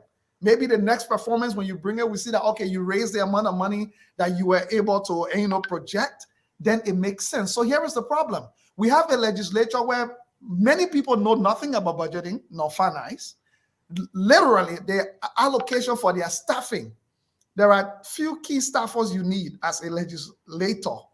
You need someone in budgeting and finance, because that is one of your cardinal responsibility every year and all year round. It keeps coming back to you, the budget performance report, the budget itself. So you need to have a staff in your office that understands that takes the budget when it comes to your office and breaks it down and dissects it for you and tell you, say, Mr. Representative, Mr. Senator, here's what this budget actually means if you vote for it.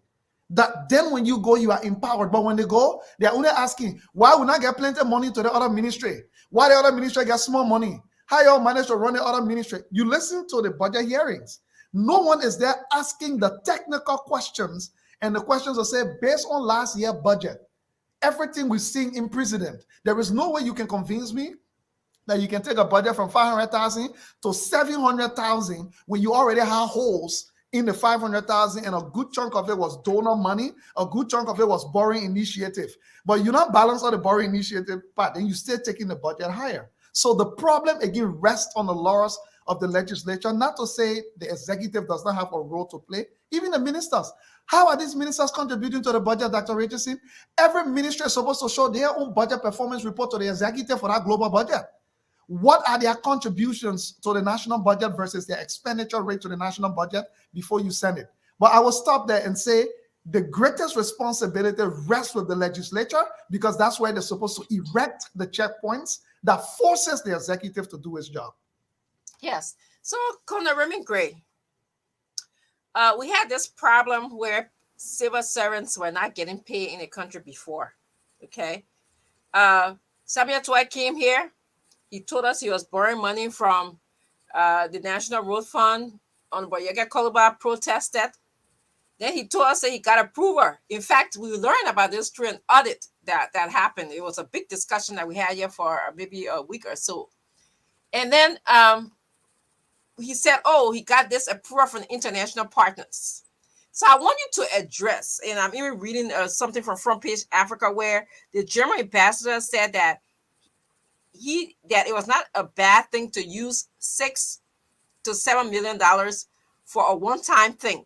Okay, so do you think these international partners that are giving the approval of us using money from the road fund, are they in the best interest of our country? That's number one. The first question I have for you, or the first discussion point. The second discussion point, Leo talk about expenditure and revenue. Do you think that our government is just overcrowded with people that we have to pay salary to? And is that something that we need to work on? And secondly, in terms of revenue, where are some areas? Why are we not thinking about areas that we can increase our revenue? This is something that the person who's going to be coming to lead our country should be thinking about. So I just want you to give them some feedback. Well, good day, madam, and good day, Honorable Yeka Koluba. How are you, my brother? And fellow panelists, Thank you so much. And I think we are giving this government more than it deserves. Clearly, from day one, they've told you that they're not competent. They don't have the wherewithal to run anything. Remember, Mr. Weir was a dysfunctional person way before he got into the presidency of the Republic of Liberia. So, I'm sorry, Colonel Gray, what did you just say? He was a dysfunctional man. What do you mean by that? This I mean, in my view, a psychologist, a whole different explanation. Father God, you probably attest to that. This is a guy who lacks some certain functionality. You know, I'm speaking in your language. When you have some disabilities, to be able to even think how to manage your own life, you're not going to be able to manage the life of others. So you have to cure those dysfunctionalities before you can function as a normal human being to venture into the larger society to help others. Mr. Weir was not a functional person when he got there. That's why he failed on every level in his own personal endeavor besides chasing after football. So I'm going to just say this, if I can clarify, these are the views of Remy Gray and not necessarily the views of all the panelists on this show or the views of Spoon Network. Because you guys are maligning this guy, giving them way more than they deserve. Mr. Weir is a disabled individual mentally. It lacks no capacity. I think that's too strong. No, I mean, I'm telling you, that's how you should see it. That's why we continue to proffer things that will go on in a functional system. This is not a regular government. This is one step closer to our war situation where we're managing as a country, that was governed by decrees, that were governed by international agreements and so on and so forth. You asked a question about international personalities that come into a country. Look, there are so many studies that I've tapped onto that tells you about how corrupt these international agencies themselves can be, because this is a money-making thing. If somebody is coming to give you $6 million, please tell me, if you were in a capacity deciding somebody getting $6 million and that's not your country, you wouldn't want some? That's why, I can name 5 different studies that look at the UN, how it operates, that look at the IMF, that look at all of these organizations. People give money with the expectation of getting kickbacks. So if you want to tell me that they love our country, they don't love you. They love their job because they are able to get what they can get. But that is not the point. The point is we have a government that doesn't know what to do from day one. And then we cannot be talking about a functional system. It's like putting square pegs in round hole, forcing it there that it will work. These people don't have the wherewithal. These are all pretenders. Even your finance minister doesn't have the capacity to lead an entire country's financial, system. Doesn't. Remy, I'm going to hold you there. Colonel Gray, I'm going to hold you there. What makes you say that? Well, because if you have to borrow, imagine if you're living your life, madam, everything you do in your household, you have to go borrow money. I mean, no normal person would be there to borrow money to live their life. If you live on debt. I'm coming to hold him right now. So. If you live on debt, you literally are living your life, as a failure. That's why when you go to borrow, they want to see your income. You have to have something called debt to income. They want to see your income first. What's your capacity? What's your earning capacity? Before they can even borrow money, and what you spend on debt should be 1/3 of what you have in your budget. At least somebody will be able to look your way in terms of borrowing you money. But they are borrowing, they're not paying. Let them just say they're going to go beg and the road fund to give some money because they have exhausted all their avenues. They've been to everybody to get money. So the quickest way, if you have to borrow money to pay civil servant, that's the worst it can ever be. That's why we should just hold our nose and pass until we get to October, so that we can this rubbish in front of us we can clear right away and try to bring sanity back to our country. That's why we have to bring a savvy president who understands how to run a country or how to run their own life successfully. You understand? And as an example that others can see that they manage their own finances, so therefore they'll be able to manage the national finances of our country. Yes. Definitely, you just want to replace somebody with somebody who does not have the capacity to manage asset. This song we're singing but in a different government. So you have to be extremely careful as to who you replace Mr. Weir with. If not, we're all going to be depressed for the rest of our lives, and because we continue to do the wrong thing. We've done it for almost 200 years. We still have not learned lesson, and we're still thinking that people who don't have the capacity to manage should be performing miracle. There's no Tala Omeya. Thank you very much, Colonel Remy Gray. I want to say that I want to back up your claim in terms of Liberia's credit rating, because I think that's what you were talking about. Increasingly, we are having the inability to borrow money. I was reading a World Bank's page today, and one of the last few comments, it says that Liberia is assessed to be at moderate risk of external debt distress, and high risk for overall debt distress, which means that we are a high risk. We have a lot of debt, and a lot of times when people look at us, they may not want to loan money to us because of our perhaps inability to pay back, because our debt rate is we are a high risk, and our debt rate is very high. Let me just interject something quick before Honorable Caldwell comes in. You see, we don't have, our debt is still down. If you go to Ghana, neighboring Ghana, Ghana is one of the highest indebted nations around our hemisphere.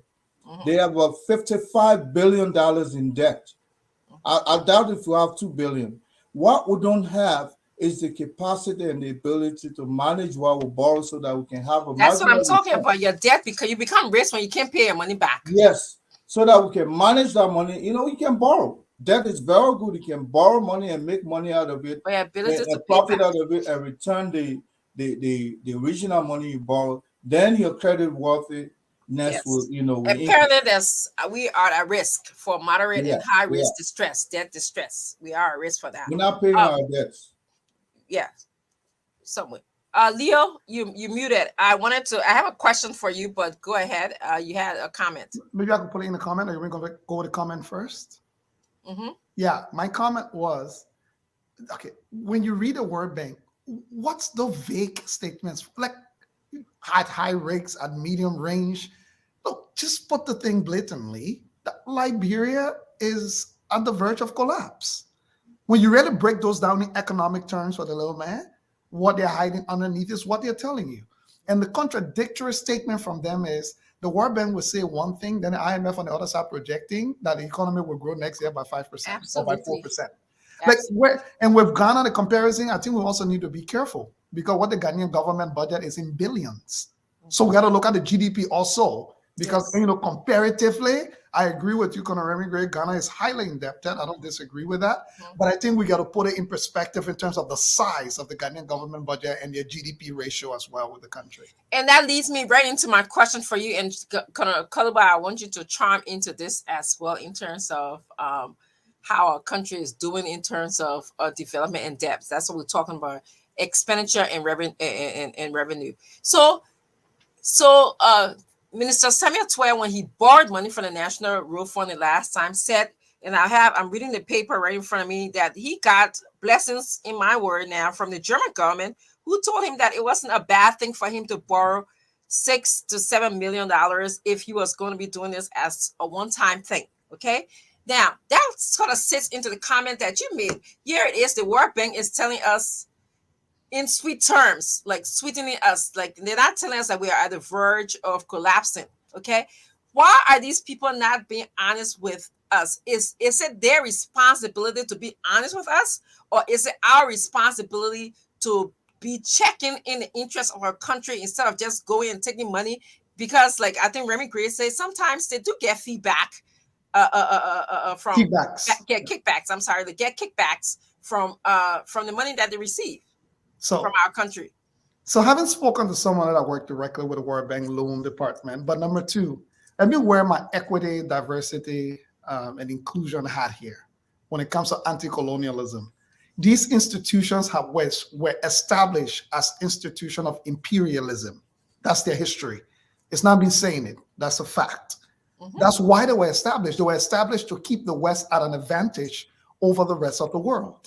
Correct. That's basically what they were established to actually do. Now, have they been fighting to transform and reform themselves? Absolutely. Yes. But the underlying principle still exists. So why does anybody believe that the IMF or the World Bank is vested or interested in Liberia's economic prosperity? It is not true. These institutions are heavily invested in following their funders' priorities for these countries. The countries that fund these banks and these institutions primarily dictate to the World Bank and the IMF what will happen. That's why when they go to those meetings, they meet with their donors. If their donors say we want to provide money for African countries to do this thing, they're basically saying to them, we are describing to you what makes sense to us, not what makes sense to those countries. You wonder why the Paul Kagames of the world, the Botswanas of the world don't run to IMF or the World Bank? You think they're crazy? As I speak to you, in fact, Rwanda is building its own financial district. Correct. In the country. So I keep wondering, if we keep trusting the oppressors to be the liberators, it's a fool's errand. I'm not saying don't work with the World Bank or IMF. They are a global body. Work with them, but you have to work with them within your own interest. And if those interests do not align, don't take the money. Because when you take the money, you are only exerting more hardship and more economic suffering on the people of Liberia. Look down the streets. The greatest indicator of economic progress and development, number one indicator, is employment. I just read a report, Dr. Richardson. There are about 70,000 people on official payroll in the entire Republic of Liberia. Of a population of 5 million. I'm not talking about other people hustling and, they are late hustle. I'm talking about an actual official payroll that you can track. Mm-hmm. There are about 70,000 of your population of 5 million. I just read this report directly. You know where it actually came from? That is seeing World Bank people producing these reports. So if you look at those kind of numbers, where on the official payroll of where people are taking salaries, now look at the taxpayers. Look at the portion of the population that's capable of paying tax, because only those income that you can track, that you can really tax, to be honest with you. So a very small number of people are anywhere in the formal sector. You have a high unemployment rate. You have a poverty rate that is escalating. Liberia was just listed as the most hungry country. I don't know how to do those index, so I'm not going to put a lot of stake into it. But talk to people on the streets. Take the temperature in town. Things are hard. People are suffering. People are suffering to the point where they are resorting to very desperate things. So please, I beg, this whole World Bank report, until we can start to figure out how to organize Relay market, Dr. Richardson, how to organize Douala market, Jokweta market, because you know what? Shut down all of the supermarkets in Liberia today, things will be fine. I dare you shut down Relay.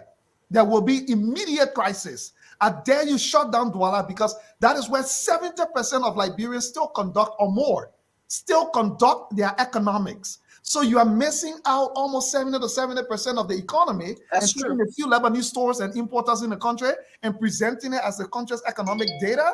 That's voodoo economics. I'm sorry. Yes. So I'm going to go to you, Honorable Koloba, and then I'll come back to you, Fadiga. Actually, at 6 o'clock, we'll go to the phone lines. Honorable Koloba, how do you think we can solve this payroll crisis here? This idea that you have not taken pay, some other people in working with the government have not taken pay, but they're saying they won't go to the road fund to get money. Is that a solution? Dr. Richardson, let me take you back to when the outgoing American ambassador said, Lele Brempo, she sees the movement. She sees the movement. You know what I'm referring to? Don't put our diplomats. Our partners will not sit there to incite people. So the World Bank will not sit and will not come and incite people against this government. The American ambassador in my mind was saying, these people have become a disgrace and embarrassment in Lele Brempo. She take on to this situation. And we miss it. We miss it. Did we seize the movement? No, we didn't do it. But we are going from court to court. They put speak in parable. Those people are diplomats. Those people know very well that the government honor this man. They may have become an embarrassment to this country. So they say, look, we have played our part. It is about time for the Lele Brempo to play their part. Did we play our part? No. You expect the international people, the World Bank, the IMF to come. You think the IMF don't know that the ambassador we have got people that can go to LRA to go take money from them and using the money of the budget line? Wow. You think the people don't know? The people know that the man using the money not on the budget line. He's using the money of budget. The man get people that go to LPRC to go collect the money to take it to your house. He got, that's my statement. Them be here liable for whatsoever statement I make here. It's not from Spoon, it's from me. Come and take me, I will carry the proof to the court. I will not give my proof to anybody beside the court. The IMF know, the World Bank know, the American government know that they bank have people that you can send to LRA to ask the people how much they get there today. You're bringing 500,000. They make send for 1 million every day to a house. You think the international partner don't know? Don't know it. But are they going to tell us you're Raza? No. We suffering. We got the shoes on our foot. We supposed to take the day. Are we taking the day? People will not tell us to go demonstrate. The people know it is our given right by the Constitution to demonstrate. People know that they made some embarrassment. They made a total accident to this country. You know, one of my big brother and Ambassador, we were in Weston together. They say when they were in school, Ambassador, we used to be way at the back because he was very dull at me.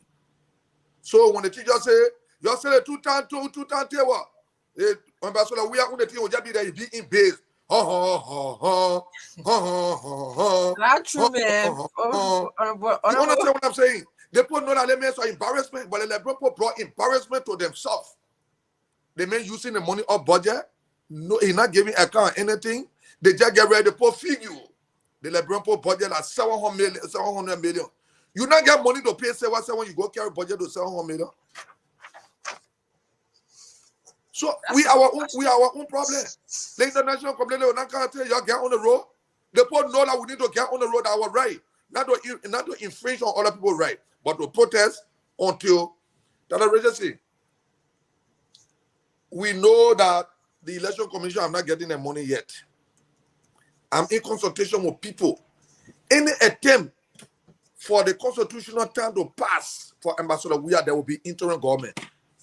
We will not listen to ECOWAS because ECOWAS see everything that going on. We will not listen to the international people because they see everything that going on. When you break the constitution, I mean you need to go. We'll have interim government. Anything they do that their business.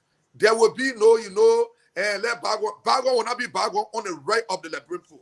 We will have. I'm not going to consult Joseph Boakai. I'm not going to consult Cummins. Those people are diplomats. These people that are in the government, they are not diplomats. These people are hijackers. These people are cowboys. These people are ghetto people. These people are zogos. The only English you understand that what I speak. Watch your process and see. When we go 30 minutes after the constitution for Ambassador Weah, there will be interim government.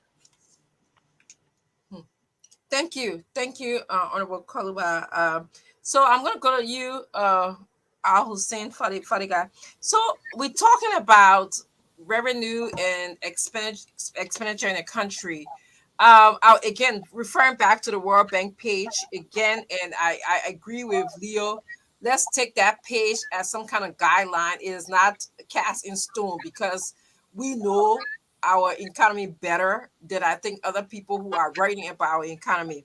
So in what I read, there's two things they mentioned. They said that our economy grew in 2022, obviously, primarily due to the mining sector and to agriculture.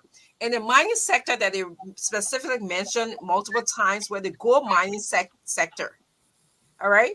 That is a testimony about how rich our country is.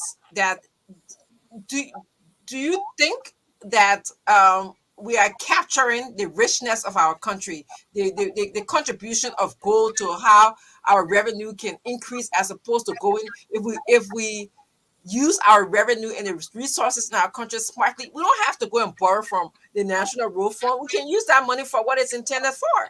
What are your thoughts on that? They are capturing the revenue. It's just that they are spending it loosely. I remember I was going through Bull Waters, I think a year or two ago, and I met this guy from the gold mine, and he showed me pictures. I didn't know that Liberia had real gold bar, the real one that you see. So they in the had, movie, like in the movie, yeah. At the bank. And he said it was a Turkish company that were airlifting it on a Liberia. It was not even going to Monrovia. It was just going straight over. Yeah, they got their own termite helicopter. Yeah, termite. And this guy was telling me the thing. I'm like, wow. And the guy showed me, I can't remember his name, what he was going through Sierra Leone too. And we rode in the same car. I had rented a car, and he rode with me, and he showed me the thing. And I'm like, wow, we have all this thing. So we are generating revenue. Like Yeka say, I don't know Yeka or Leo. These guys are projecting a budget that go close to $1 billion now, but when you look at it, doesn't commensurate what is being done with it. How are the people feeling the impact? Like you said, did you say agriculture in mineral? Yeah. Yes. Agriculture and gold. And gold. And I'm sure agriculture would look at the rubber and because we're still one of the top producer in the world when it comes to rubber and other things. But that what happens when you have corruption, when it's rampant, when it goes unchecked. We'll see these things because I don't know, somehow this president have managed to successfully get everything done. I can't understand why it's happening, but look what the guys took. They cleverly said, oh, I think it was the Army of War Band that said they should do the harmonization. They cook out this whole thing. They lied. Before I even go to that point, the whole road fund thing, they impeached Cabinet Janet because of the road fund. They said allegedly, that not even allegedly, because he was convicted of it, that he tried to block the government from getting up to $30 million. Remember that 25 cents that was there? They accused him of trying to block it and preventing the government from getting that money. So they impeached him. That was one of the reasons. Fast forward, these guys are still trying to the same money for which they impeached former Justice Janet is the same money they're trying to abuse. And you look at then we go to the harmonization. They cook out this scheme again. And they say, oh, the IMS, Samuel Twain have a very clever way of explaining it, even if it's a crazy thought he would put it down and nobody challenged it. Our legislator, nobody challenged it. That went through. He managed to successfully do it. And the president looked by and said, oh, I didn't know what honor paying people. Look, when I was working in Chancellor administration during the early part of the 90s, we barely got paid. Sometimes I don't even remember receiving pay. I don't know how we're living. But I think we're getting around $50, $60. I used to work with MBA. I think we used to get about $40 or $50 from the place there. And we barely get it on time. And look where we have come from with Ellen King to at least keep out of $500 million budget. But we were getting things done. People were getting paid. Now they have budget bump it up to almost $500 million. People not getting paid. What are they doing? I mean, I know it's projection, but I think they are generating the revenue. It's just that they are spending it on vain things. And it boils down to what are we going to do about it? Because if they keep doing these things, they got rid of Janet. They did the harmonization, reduce our people income. They're now using road fund. They're going for the NGO fund. They used that money. They went into our foreign reserve in New York. Ellen said she left, I think, $150 million. And they say, oh, yeah, no, nothing. That she didn't leave nothing. We made a broke government. They took that money and they used it too. So it's like dig hole, cover hole. We will not know to what extent that these guys are damaging the country until they leave from power. This is what could happen. Because it's all dig hole, cover hole. So until this president, and we'll be surprised what we're going to uncover as soon as this guy leave from power. That is why we need to do it and get together and do it as soon as possible rather than waiting to do it later. Yes. So, guys, if you're just joining us, we have been talking about the news that we heard that the government is looking to borrow money from the National Road Fund to pay salaries of the government employees. And we are also looking at how rich our country is and how we are not utilizing the resources in our country so that we won't have to do things that borrow from the road fund. This is not the first time, this is the second time this is happening. And how we have to be our own gatekeeper of the money that we make from our resources. We can't depend on the IMF, the World Bank, because they themselves have colonial interests, as Leo Johnson put it. I want us to, if you guys have any final thoughts about this, and go into the phone lines. Anybody else have any final thoughts before we go to the phone line? It is 601. Yeah, Okay. here is my, before we go to the phone lines quickly, my final thought on all of this is that anybody here, please name me any country, a non-European country that you know, developed or economically prosper as a result of the World Bank and IMF. Doesn't exist in the world. So I don't understand how we keep coming to one source, say we're trying to do economic prosperity. Don't get me wrong, they are important. I'm not saying dismiss the World Bank or dismiss the IMF. That's not what I'm saying. They are important, but they are only important when you come to the table to bargain. Yes. You got something these people want. You got natural resources, right? We're talking about climate change. Dr. Richardson, if we were smart, Liberia could be raising some of the highest amount of dollars in the diaspora just for climate change. That's right. Because the amount of things that we've got to protect for the betterment of the entire West African sub-Saharan region. Correct. We actually hold one of the key in the whole area. But our problem is this. We constantly try to engage things that we do not understand, so we are at the mercy of whatever we are dictated to. Let me give you an example. When the World Bank approves, let's say, $200 million to construct roads in Liberia or build roads in Liberia, and they come to Liberia and announce that, in countries where the experts are at the table to honestly, you know the first thing they would do? They will ask for your plan, you the World Bank. You send it. Our expert would take it, dissect it, tear it apart, and send it back to you and say, after reviewing it, here's why XYZ does not work. For us to be able to properly account for these dollars and successfully execute this project, here is what will work. You know what happens when you send that kind of signal to the World Bank and these partners understand that, okay, these people know what they're talking about. They just say, most of the children who draft this thing, you know who they are? Young college graduates. At the World Bank, some of them are interns. Some of them are fellows. Young college graduates who are so, they're just coming from college. They're excited. They're applying all their little theories they just learned at the World Bank, because countries like Liberia, in the scheme of the World Bank business, is way down the pecking order. So no senior sophisticated officer is going to be working on this for how much? $100 million? Don't waste people $50 million. It's interns that are usually working on it.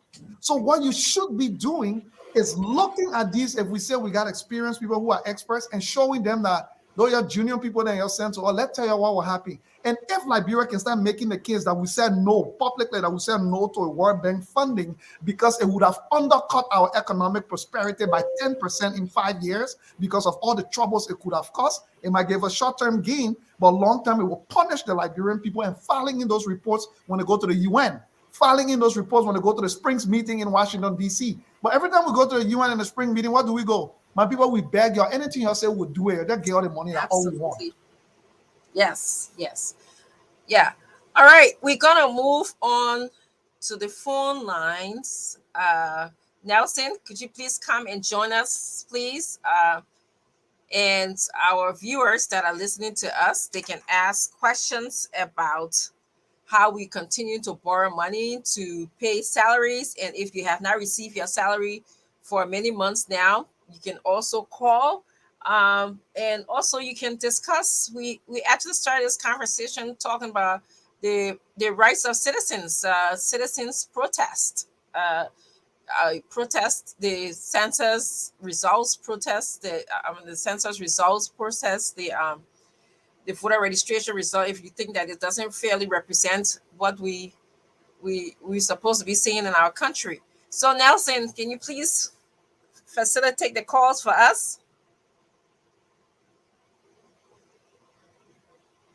Definitely, Dr. Richardson. So we will open the lines now. Folks out there, you can call in and make a contribution.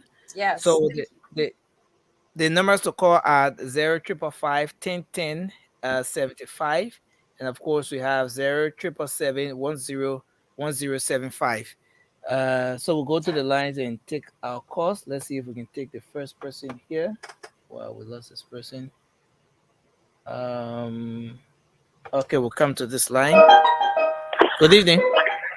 Hello, my name is Mohammed Bufana. Yeah, go ahead, Mohammed. Yeah, ladies and honorable, always love going always to celebrate people. I believe that when the TV comes better, it will be good. Okay, thank you. Okay. Good evening. Good evening. Okay. We'll take this person. Hello, you live. Yeah, hello, how you coming out? Calling from Info. Yeah, go ahead. Please be audible a bit. Thank you very much for every time that you're talking for the Liberian people. Thank you for They're so low, Nelson. They're low. I can't hear that person. Even when you become president for the nation, the Liberia Western Red. Are you hearing the person now? Dr. Richardson? Before we are, before we are, see about those over the man, what is this in the country? That's the reason that we are there. So we are out for faith in little people. Thank you. We are from Kanku. We want to hear it. See, thank you very much. I have nothing more to say. The only thing we're waiting for is Ottawa 11, Ottawa 10, or government movement power at all. Thank you very much. Thank you very much for your contribution. Hello. Hello. Yeah, good evening. Go ahead. Good evening, brother. Yes, sir. Go ahead. You're live. Yes, thank you. I want to say good evening to the Barbarians, gorgeous, and eloquent citizens. That's an issue. My new always be congratulating you. And I call from the sympathy elected lawmaker district at Koluba, which is the outgoing lawmaker Koluba. Go ahead, sir. You see, if you make some friends, he said, the only answer that the can understand is for them to get on the street and demonstrate. Just imagine the Koluba West did not register to vote for him. I think on the Koluba, if he wants for people to get on the street and cause violence and protest, speaking about protest, I think you should call his parent. No. Let's hold you there and take another person. Hello, you live. Yeah, hello. Yeah, go ahead. Yeah, Toba S. Kawi calling from Soklene Community, Nigeria shop. Go ahead, Kawi. Yeah. My attention has been drawn to the salary issue. Okay. I am speaking to you. I'm a police officer. I always call on the show. I will tell you. We have been vulnerable. We are working 24 hours. We can't get paid. The money that we earn here cannot do anything for our family. We cannot benefit nothing. The harmonization of policy that Samuel 12 brought in the country is very hard time. We can't get paid. So that my contribution there. Thank you very much. Thanks a lot for your contribution. We take another person here. Hello. Good evening. Wow, too bad. Hello. Good evening. Hello? Yeah, go ahead. Yeah, this is Thomas calling from Escobar. Go ahead. But thank you for the discussion. I don't want to go yet. How are you this evening? This is Thomas calling from Escobar from Maximum Collection. I want to call about your law making and oversight. I really enjoy it. Making me to lead my district from district to district to district. Try to get out information sure that we stay from him and the hands of the armed robber. But let me tell you, Honorable Korga, we are still here speaking, the plan is still here open. My brother, don't give up. We are strong and we are any strong more than ever before to make sure that president, we are the one thing president in this country. Thank you very much, my brother. Thank you very much. Let's take this person. Hello. Good evening. Good evening. Good evening. Yes, go ahead. This is Sama M. Talon, and I join you from the pipeline. Talon, go ahead. I have a question for Honorable Koruba. You know, this corn budget that was passed, that the president passed recently. I want to know what money was in the budget for Civil 7, because the president promised that you are going to increase the salary of 15,000 employees who are underpaid.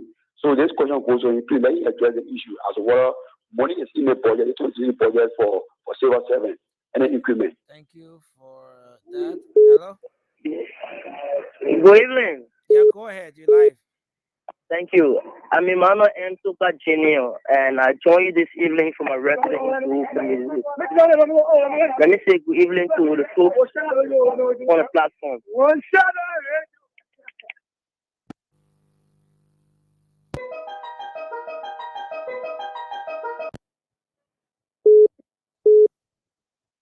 Hello. Yeah, this is J. Garden Morris calling from Omega. Honorable Cordoba, how you doing, sir? You know, in this country, you're the only person that can talk for the people. No matter what they do, we will lead our districts and go to the district of voting. When it comes to the borrowing of money, we told like one people, this man is incompetent. They may have a football team that he couldn't even control, a real estate he couldn't control. They may just a play ball.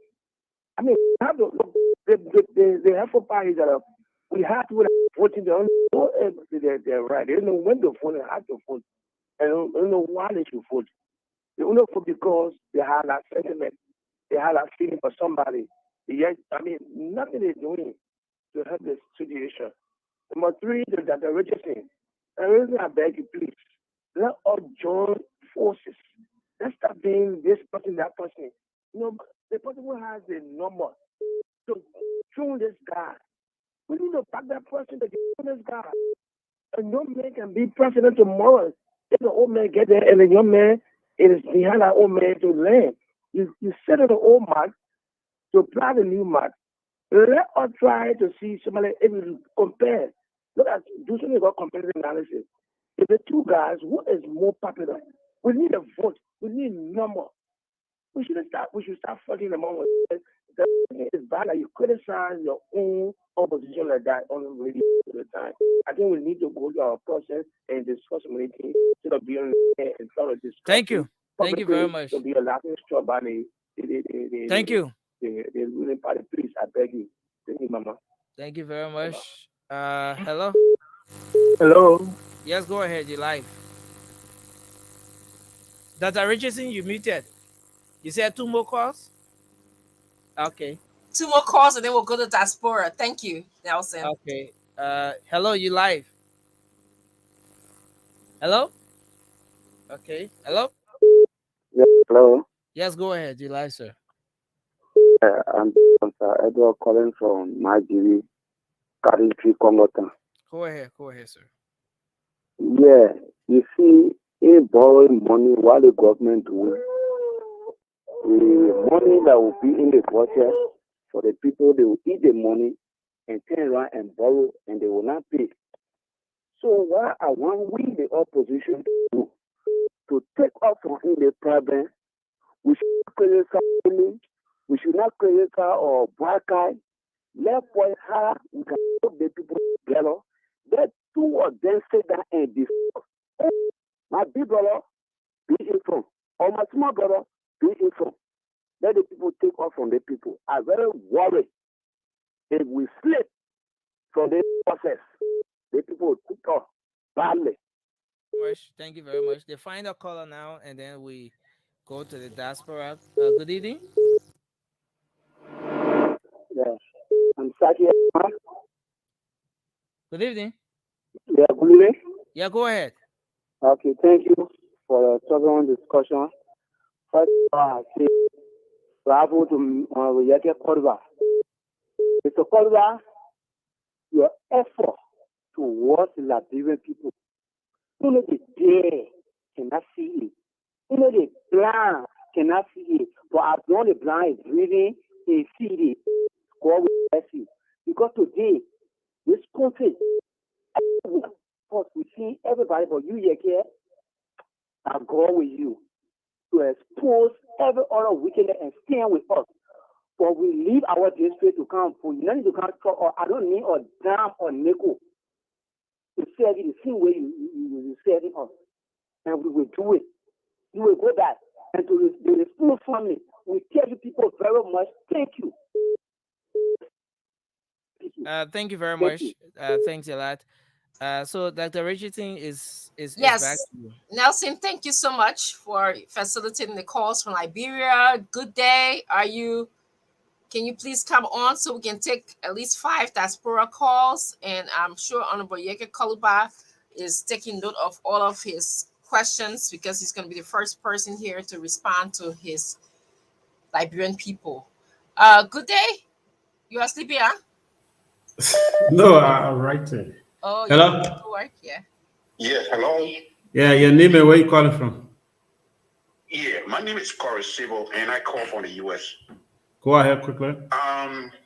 Thanks for the show, and I want to extend my sincere greeting to our lawmaker, Yeke Koroba. I said bravo from my heart. You are indeed serving the Liberian people. You are the true definition of a lawmaker. So I want to tell you thank you for that. I want to keep appealing to the opposition. I will come on the show every time. I will always appeal to the opposition. We have to leave ourselves free. We have to leave our differences and let us unite to take the monster off our back. Our Liberian people have suffered so much. You know, when you go to Liberia, man, it's so hard. To the extent that the young children, there's no control because the president is of nothing. All he does is marinate. All right, sir. Thank you. We do all of stuff. So it's about time to put our country first and let everything. Let bygone be bygone and move this country forward. I'm appealing to the opposition. All right, thank you. Okay. Hello. Yeah, hello. Your name and where you calling from? Yeah, my name is Mohammed calling from the US. Okay, go ahead quickly. And I want to thank Leo and Fadiga on that show. Look, we're all here praying for Liberia, but to be honest, I don't know why people keep calling. Every time we ask people, they be saying that, oh, Comey is a good man, the guy can take your country forward. Let he go with the paper. I don't know what really wrong with Liberian people. I don't care what you do. Even you being broke with in our country, the people will tell you, say, no, he just coming. All we need to do is just keep doing what you're doing and talk to the people, make people understand what Liberia. All right. Okay. Hello.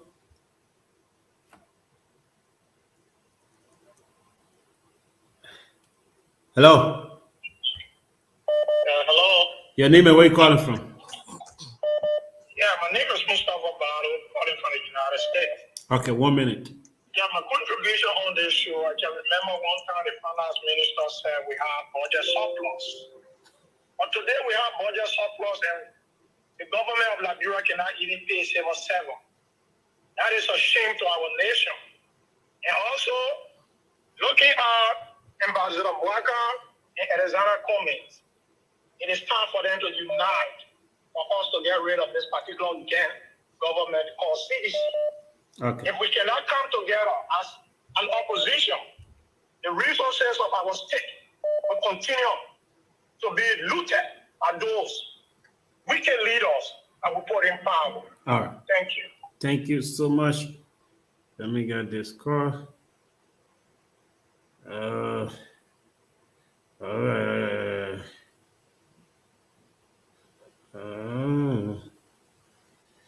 Coming. I want to get this. Okay. Hello. Hello. Hello? Yeah. Yeah, hello? Yeah. Your name and where you calling from? Okay, this is Ali Kaba. I'm calling from Italy. Go ahead quickly. Make your point. Yeah, my point is going directly to Dr. Richardson. Really, I want you people to really help to talk to the woman here. Let she stop preaching this divisive politics on this social media here. All right. Thank Nigeria you. today, we need. Thank you. I don't know where you come from with divisive politics. It seems where you get a right to talk how she get her own. Good investor, he not good enough taking sound. No nonsense. You're not taking no hostage here today. Yeah. Hello. I'm not getting you. Wait, let me put you on loudspeaker. I don't know. Hello. Hello. Yes, sir. Yeah, this is James David calling from Hershey, Pennsylvania. Okay, Mr. David, quickly make your point. The number is on the screen. Go ahead. Okay. To look at the economic situation in Liberia is very dangerous because when you learn on a reaction from the economics, you know you're not going anywhere. You may would define economic, I know how you call it. So a standard 12 went on the CDC on the Muya tree, and then I see economic. You're seeing where Liberia going to go. That was it. They get a lot of Liberians in the diaspora. What you want the government to? What you want the memo to? The migration, I don't know what that means. What that means, they in the country here, in the particular United States, they know the definition of eating 3 times a day with a children there. But they don't know the definition of eating even 1 time a day in Liberia. So some of them, they can't say, Liberian people are too lazy when you were there. What you were doing? Then you have multi-million-dollar farm. All right. Some of them, they can't just put that more on Liberian people. They say Liberian people are too lazy. When you were there, what you did? So now I get so angry with them. If you go on the college where build the CDC office, that economy they're landing there. Forget it. Liberia going to go. I don't know where you're carrying Liberia. All right, if you come in there, we're not even able to recover where Liberia went. All right. Thank you. Thank you, Mr. Davis.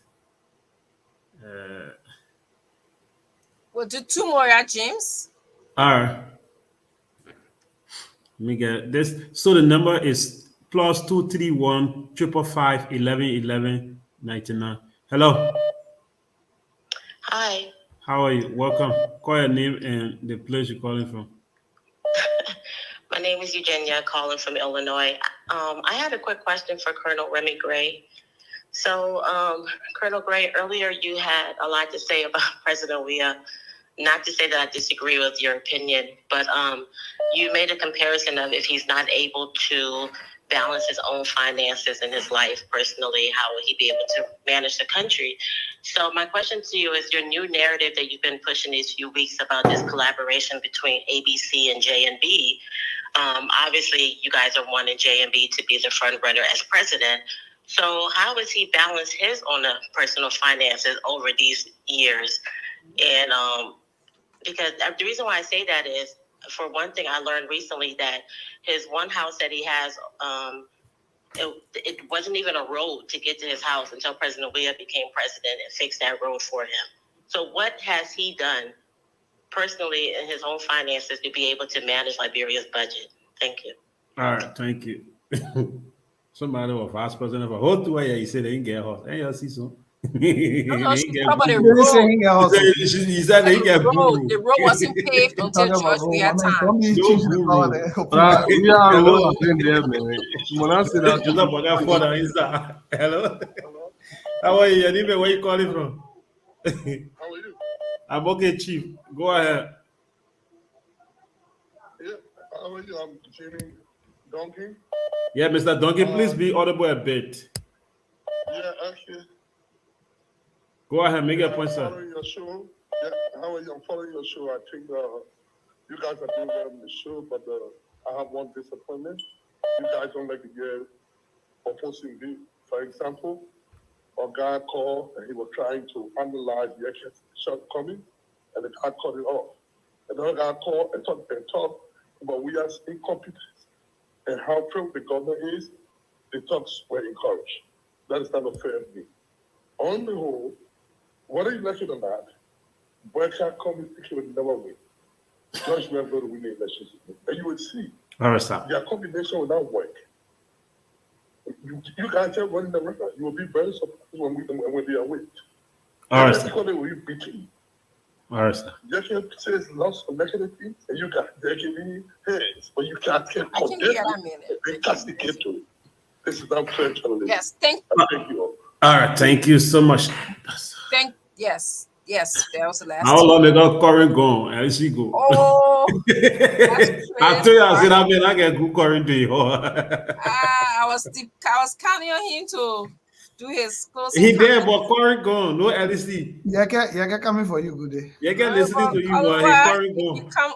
If you can come on, I would like for you to make your closing comments and answer the questions of our Liberian people. Okay.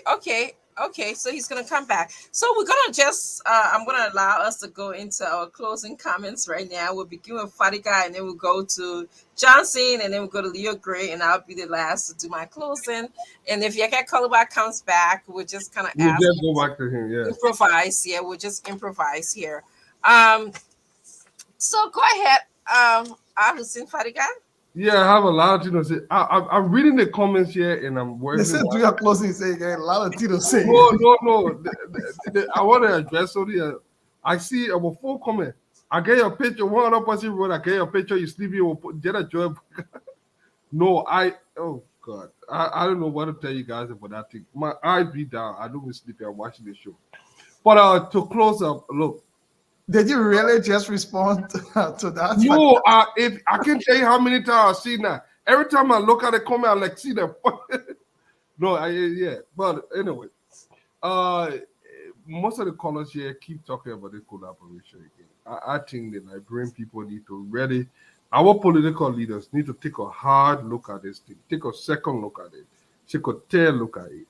Some of you people you can say some of you people got personal interest in the thing. Some of us don't have personal interest. I know one caller call and ask Conor Gray this thing. The thing people fail to realize and understand in Liberia is that what you may want to look for in a candidate is not the same thing our people are looking for. They are not motivated by the same things that motivate us in the West. So if you look at Liberia through the lens, I'm not saying it's a bad thing. Because if you want to prosper, you want to emulate the good example of other people. But we are not there yet. Until we can have look at the list of problems that we are listed in our country there. It starts from voter registration. It starts from the legislature. Then we go to the voter registration. We don't even have identification card. The census, nothing can go wrong because everything was still functioning at 1920. I'm telling you, nothing is working. The reason it's working in other countries is because they already have a system in place that can bring about check and balances. But there is no way we can even bring about check and balances because we cannot track things. There's no data. We do not. So our leaders that people are depending on right now, you guys need to come together. I cannot overstate it. I see a lot of you overzealous parties keep attacking this morning. I see one group of people talking about boycott land sale, boycott land deal, all those things in that Liberia. It will be settled. The biggest thing, we keep distracting ourselves for the real thing. And the reason why, one of the more important, the reason why we believe that this collaboration, the two grown folks need to come together is that look at the diaspora as a voting bloc. Look at the diaspora as a voting bloc, an integral part of our electoral system. The diaspora have always have some influence in our electoral system. And they have a candidate in the race. Then we have, locally, we have a candidate in the race. If you put those two people together, tell me if that is not a winning ticket. It doesn't matter if you have this person or that person. The thing here is we want to excite the base. We want to excite the voters. We want them to have that surety that this will definitely work. And the only way we can do it if these two people come together. Even if you guys will not go ahead until. But we need to see that public display of unity. The whole thing coming just that you are playing with, we will put our head on in January and start crying because At that time, it will be too late. And then some of you will want to do something that you cannot do. Right now is the time. We have the power. These two people, Omen Boyka, you are the older person in the room. You have more experience. You have more longevity in government. You have been around for long. I'm not going to talk about all those different things that divide us. But what unites us right now is a government that we have to rescue that country from. That should be the sticking thing that will unite us. Let's forget about what who's there, what is something. Those things we can talk about it. Because everybody has their own argument. Boyka will argue, the Boyka folks will argue, tooth and nail that he's the best guy. Cummings will argue, all the other people will argue. But this is the time that we all come together on a one banner and say that our country is regressing, at least Ellen day hurting, but where she started from, if we can move forward from there, that will be a good thing. And I will leave it at that. Thank you very much, Al Hussein Fadiga. You've been listening to the voice of Al Hussein Fadiga. Honorable Yeke Koluba, we're looking for you, but it looks like LEC did some kind of thing that Christmas like whatever. So thank you. I'm happy you're back. Thank God you're back. So can you do your closing? Some people had questions for you. If you desire, you can respond, or you can just speak to the people in your district and Liberians at large. You know that originally I listened to a caller, I say, is there any money in the budget for them to increase salary? Money there. But do we have money in the bank? When they send a check to central bank can say there's no money in the account. So I will TP. That honor job we are your TP. So we have governed this country, ruled this country. He didn't lead the country, he ruled this country for 5 correct years. I just a few days, you recognize that people are making $40. Is it a serious question? Just a few days, you want to make political statement? No, the Liberal will give you political result. The result they will give him, a political result they will give him. Let him be aware that the people will give him political result. Going forward, we in April, right? April, May, June, it finished. Say what will not take pay again until after election. And anytime say what will taking pay now will be around the 15 to the 20. Until that time, say what will not take pay again until after the election. Tell the reason we printed money to change the tune of money. Have you heard Finance Minister and talking about changing the tune of money in the country? They added the money to it. It was not the intent of printing the money. The money was printed to change the tier from this country. Have we done any of that? Where the money gone? The money being kept in homes around here. When I get such warrant, I can tell you where the get money in homes. Look, we created a situation so we can buy the Liberian vote, so we can use them, suppress them to give the vote. If the opposition is not very mindful, the dictators, the greedy hunters will come back to power. And says here, Honor George Weah, Liberal finished already. We just need to bury Liberal now. Says here, Honor George Weah will be burying Liberal. Ambassador Weah may not run. Says Ambassador Weah came back from America. Have you heard him saying anything? Have you heard him going for camping business? The only place George Weah can go that to go to the sport park, where you have to go meet the people, where he slapped Josephine David 4 days ago. I will tell that all on my platform while they slap her. I can't say yeah, the platform enough for that one. I will tell LeBron while they slap Joseph, while George Weah slapped Josephine David to the sport park, they couldn't come football fee. Look, let me appreciate the LeBron for their support, for turning up. The people in the diaspora are not here, but they instructed the people to register in district number 10 for Yeke Koluba to be re-elected. People walk from Mount Barkley.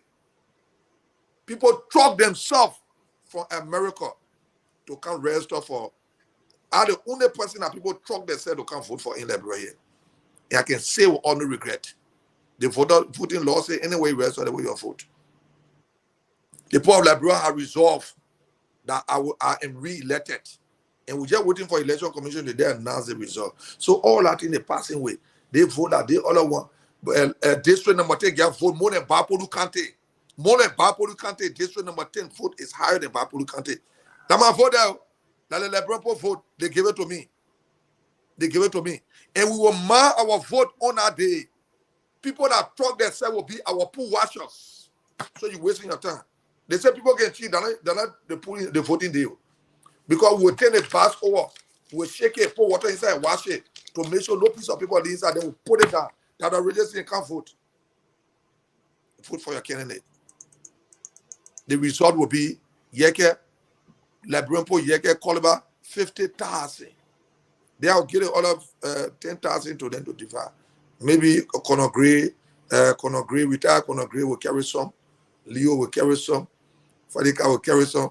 We're not giving nothing to Dada Richardson. You mean your own sis? Okay.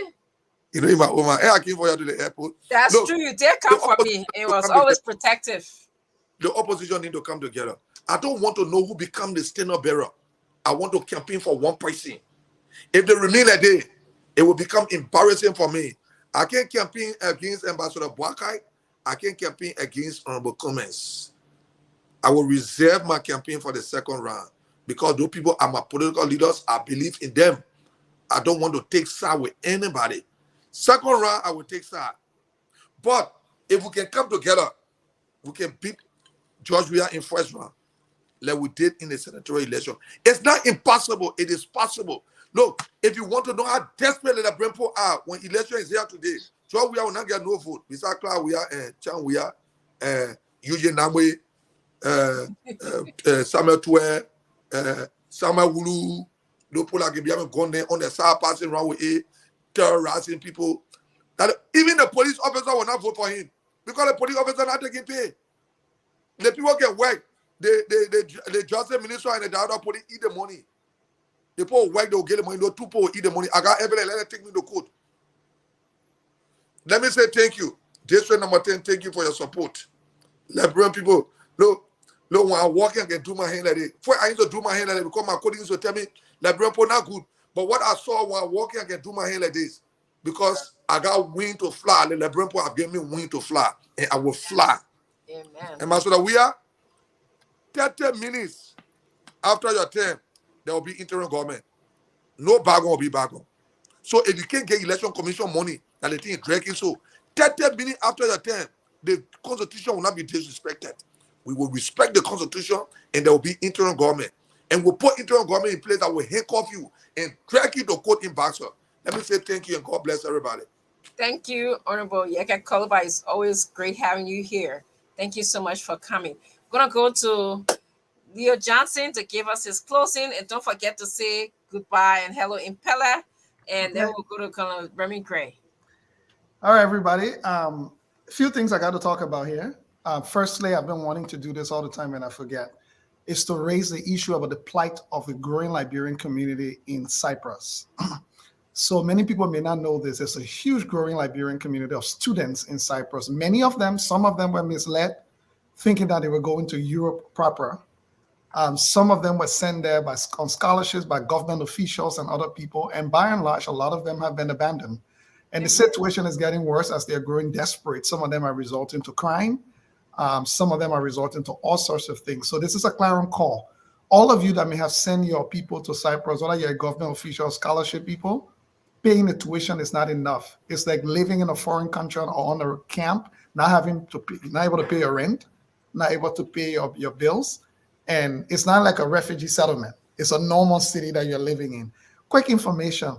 Northern Cyprus, which is where most of them are, is like a deserted territory in many ways.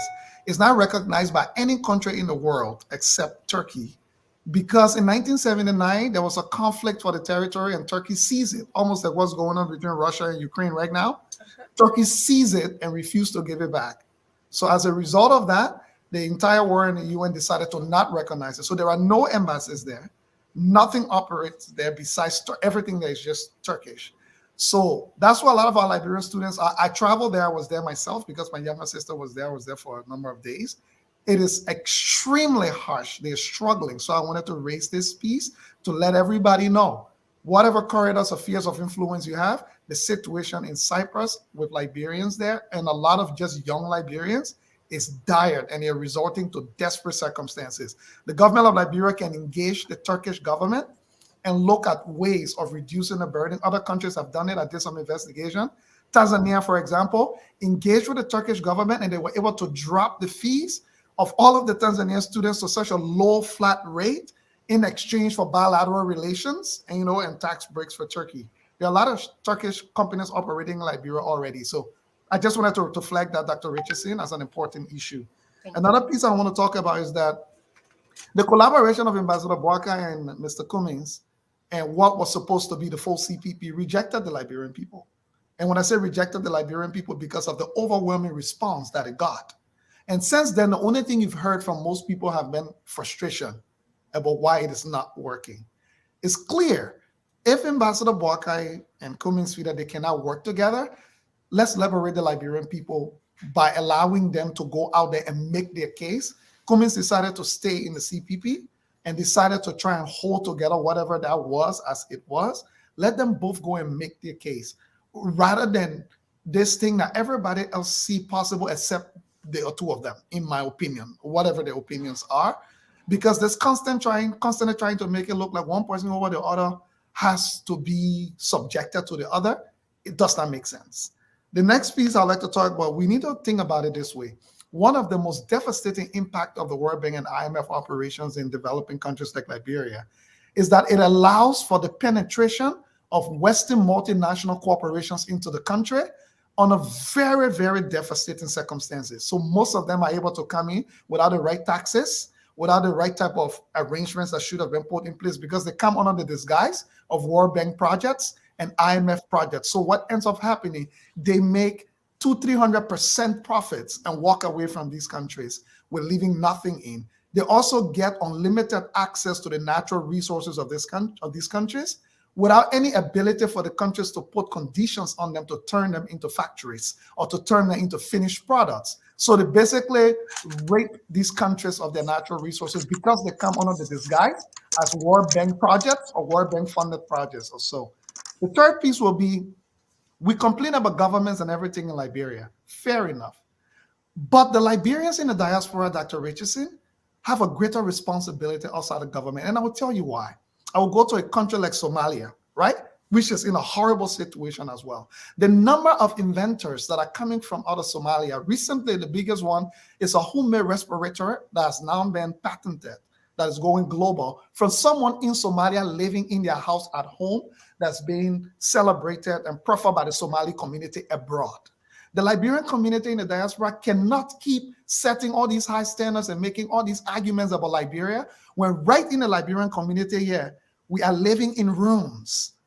In rooms, most Liberian community associations are not anywhere. We are individually doing well, and individually people are doing well, but we can't even get our community associations to work in the diaspora. We can't even mobilize ourselves in ways that can bring out a cohesive messaging. So before we start pointing fingers, we need to ask ourselves, because I will reference Little Fatou Kekula during the Ebola crisis. She invented what is called the garbage bag method. Yes. Let me tell you now, the United Nations is using this in countries around the world without any credit to her.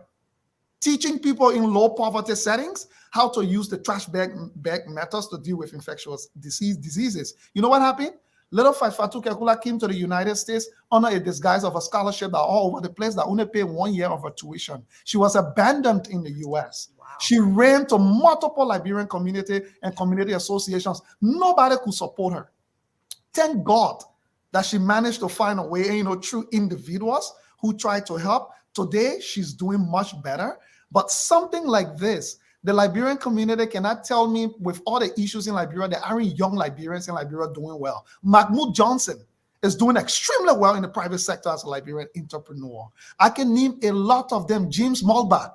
is doing extremely well. Why do we take all the energy and suck it out of the room, only into the political side, and bring zero spotlight on these young people who are actually the ones holding down the fort that we should be elevating? So I will say to everybody today, y'all please stop bringing the World Bank business to Liberian people and making the World Bank look like it's God.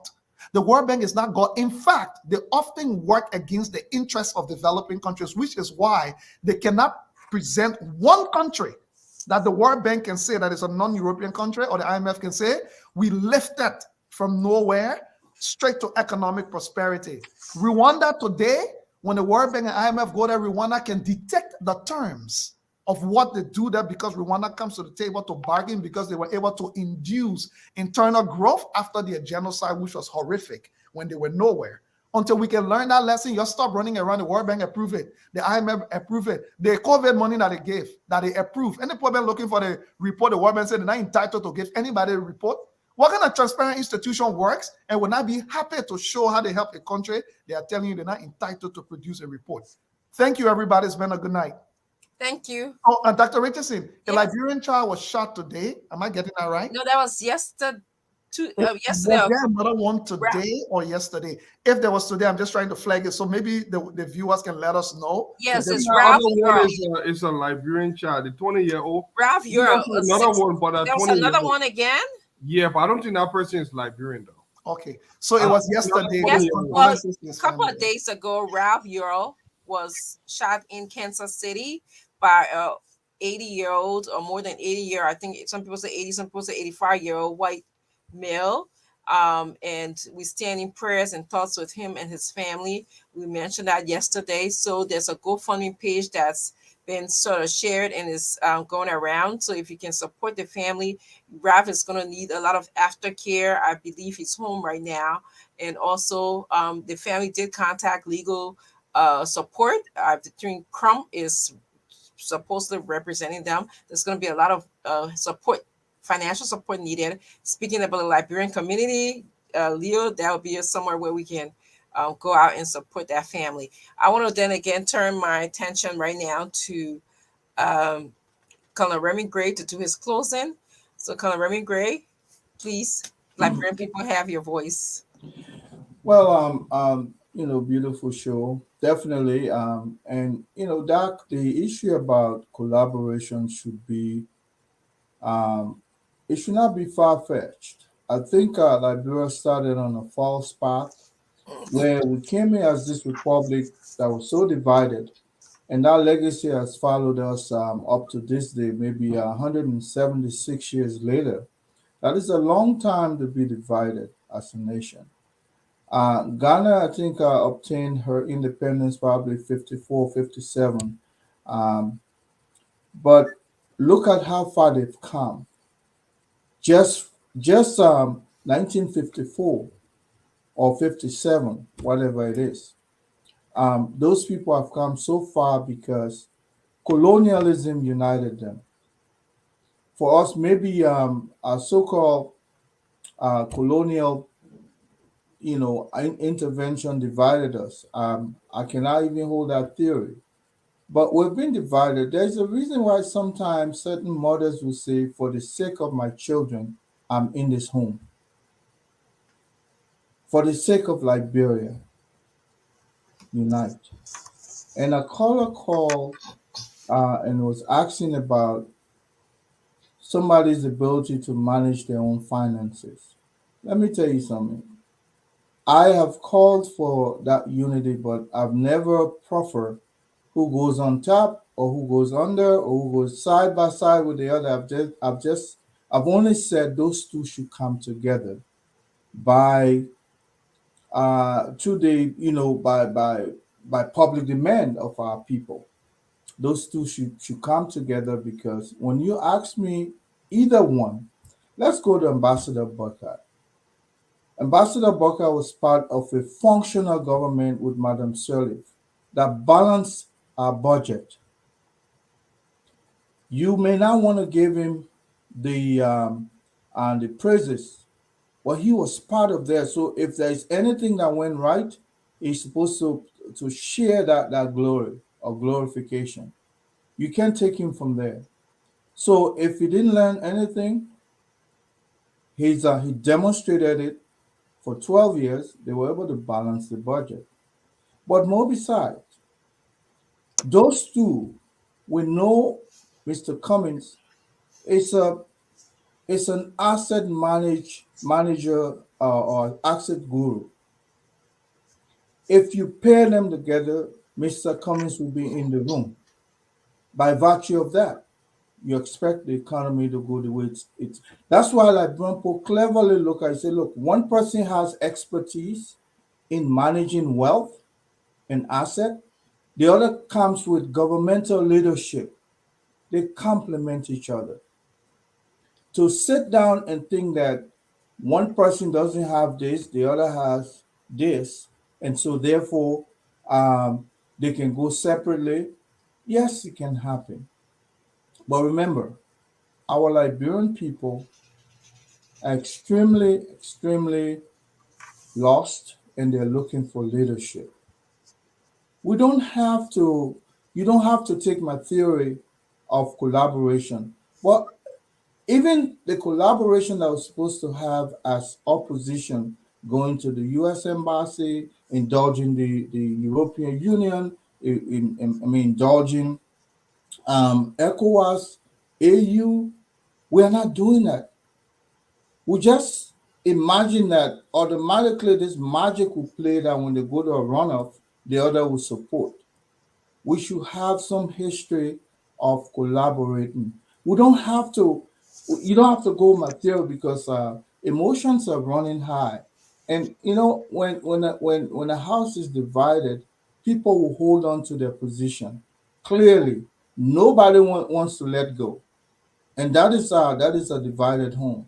And a house that is divided, you tell me what becomes of that house. But I think these people can begin to collaborate, in a low-hanging way.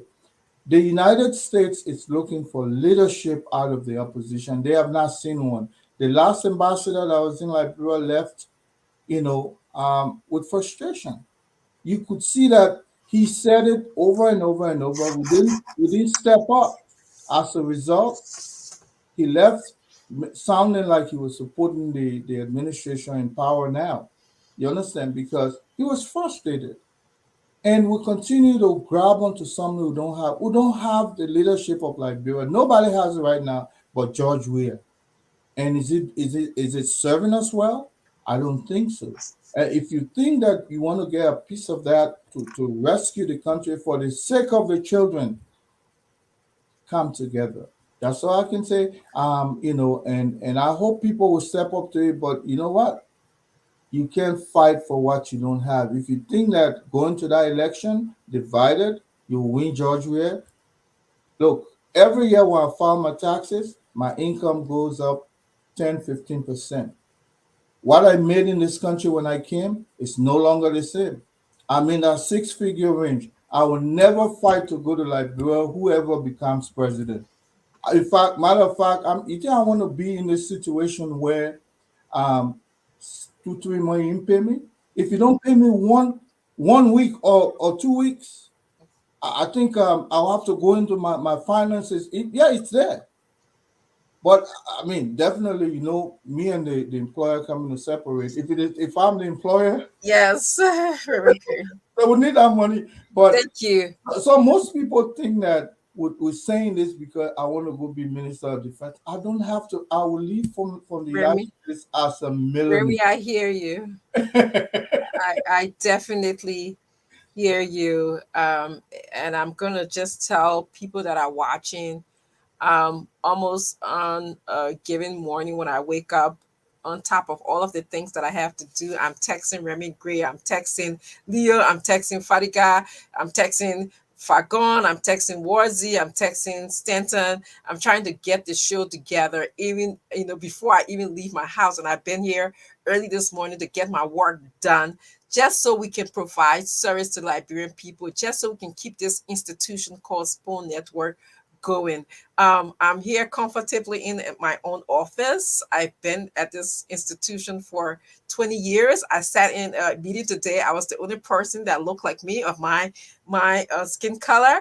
And I actually, the chairperson of my department said, I need you. She texted me. I'm not usually here on Tuesday. She texted me and said, I need you in the meeting. Your comments and your feedback to hiring this person as we were doing an interview, a faculty interview, which is an all-day business, is very valuable. So I'm saying this to say that many of you guys give up your time, your service, and you have paid your dues in this country. We will continue to do so, whether it's in this country or in Liberia. The thing that I know about you guys is that you know how to get from mat to mattress. Yeah, Leo came here. I hear he was at a refugee camp somewhere in Ghana. He in America, working in Canada, and Billy Liberia in Liberia. Remy Gray came here. He's standing up and making 6 figures. Me and Father God can talk. We're talking about the psychology of human behavior and how, gaining continued education in this field to do better. So that's, I appreciate you guys. And call us when you call. We thank you for calling, and we thank you for saying that you appreciate the panelists at the same time because of the time they take away from their family and their job to be here. So those of you that appreciate and call and say that, thank you for being here, we appreciate you, even though we'll defer. We're not going to all agree.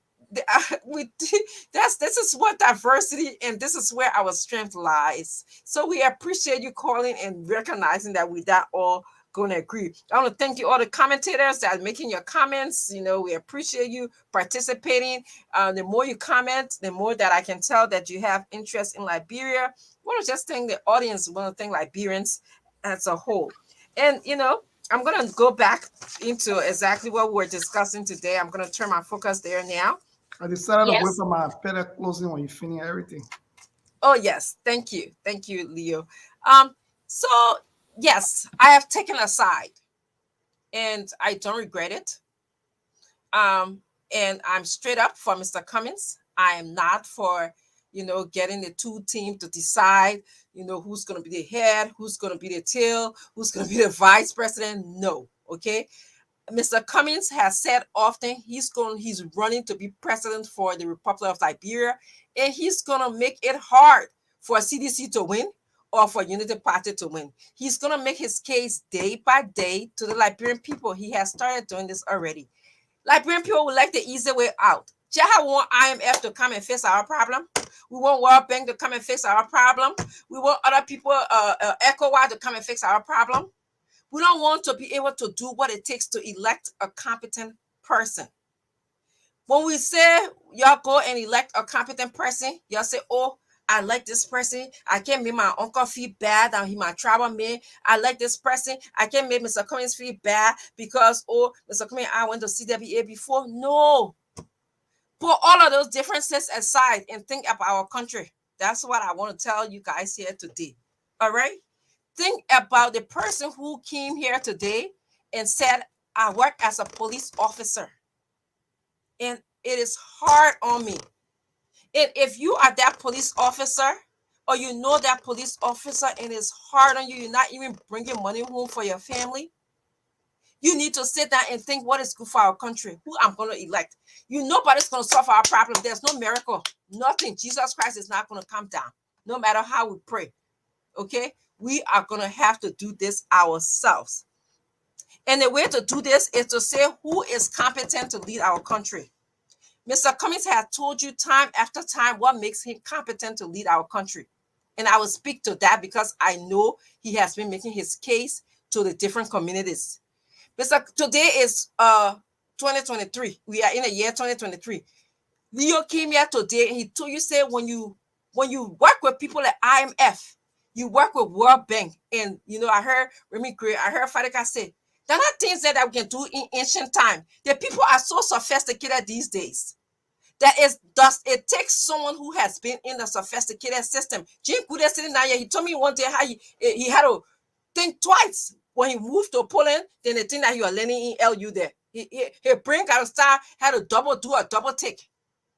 So I'm telling you today that the kind of person that you need to leave our country to bring our country up to par is that person who will do a double take who has the knowledge, who can find creative ways to close our leaking bucket. This is how I describe this whole salary issue in a term that Mr. Cummings uses all the time. How you would know that you're supposed to pay people salary every month, then you can't find money. That means that you got a bucket, you keep on putting water in the bucket, and it just coming outside. You are finding no way to close the leak. And that is what Mr. Cummings is saying. I'm going to find creative ways to put holes in that bucket to close the leak. And that's what he will tell you. And some of the creative ways he talk about, look how beautiful our country is, my people. Look how beautiful our country is. How long would it take for us to beautify our sea, our ocean, okay, our beaches? How long would it take to take Cape Mount and put surfers at Cape Mount? And I saw, Mayor Urish is doing a tournament right now. Do you know that if we capitalize on that under a Cummings administration, Cape Mount has one of the most beautiful ocean for surfing. Is #1 in the world. Go check it out. We could capitalize on that. And there's so many different creative things that we can do. But it takes creativity. It doesn't take the whole cover hole of voodoo economics to do that. It takes somebody who's going to want to step up to work every single day and work for the Liberian people. And lastly, somebody who can talk. I keep on telling you about it, talking to you, think I'm joking. That person who can sit down to you and say, listen, people, we got problems in our country. We got to put our belt up and put our lapa and tie it tight because we have austerity measures that we have to take. That trip that I gotta go on for 49 days, people, I will do it by Zoom. I will not go on for 45 days. And I invite the press people in our country to come and watch me save Liberian people money. That's what we plan on doing. Okay? Instead of me taking $150,000 in our budget where I save for myself or sending somebody to the Southeast, all of a sudden the Southeast, now that election time, will send vice president to the Southeast and say, I'm going to go acquaint myself with the South. 6 years, what were you doing? You didn't acquaint yourself with the Southeast. Now that election time, you will do that? That money that I waste, that I breeze, okay? So all I'm trying to tell you people, you will not make this easy for you, in my opinion. What Mr. Cummings and Mr. Booker decided to go together, that one by on their own. I can't do anything about it because I have free will. But my opinion is Liberian people, get the facts, listen to Spoon, get informed, and make a country and make a decision that it will be in the best interest of your country. So on that note, I will tell you guys good night. Thank you for watching us. I'm going to turn to Leo, who's going to give us our goodbye in Pella, and then we'll go to James. Yeah, thank you.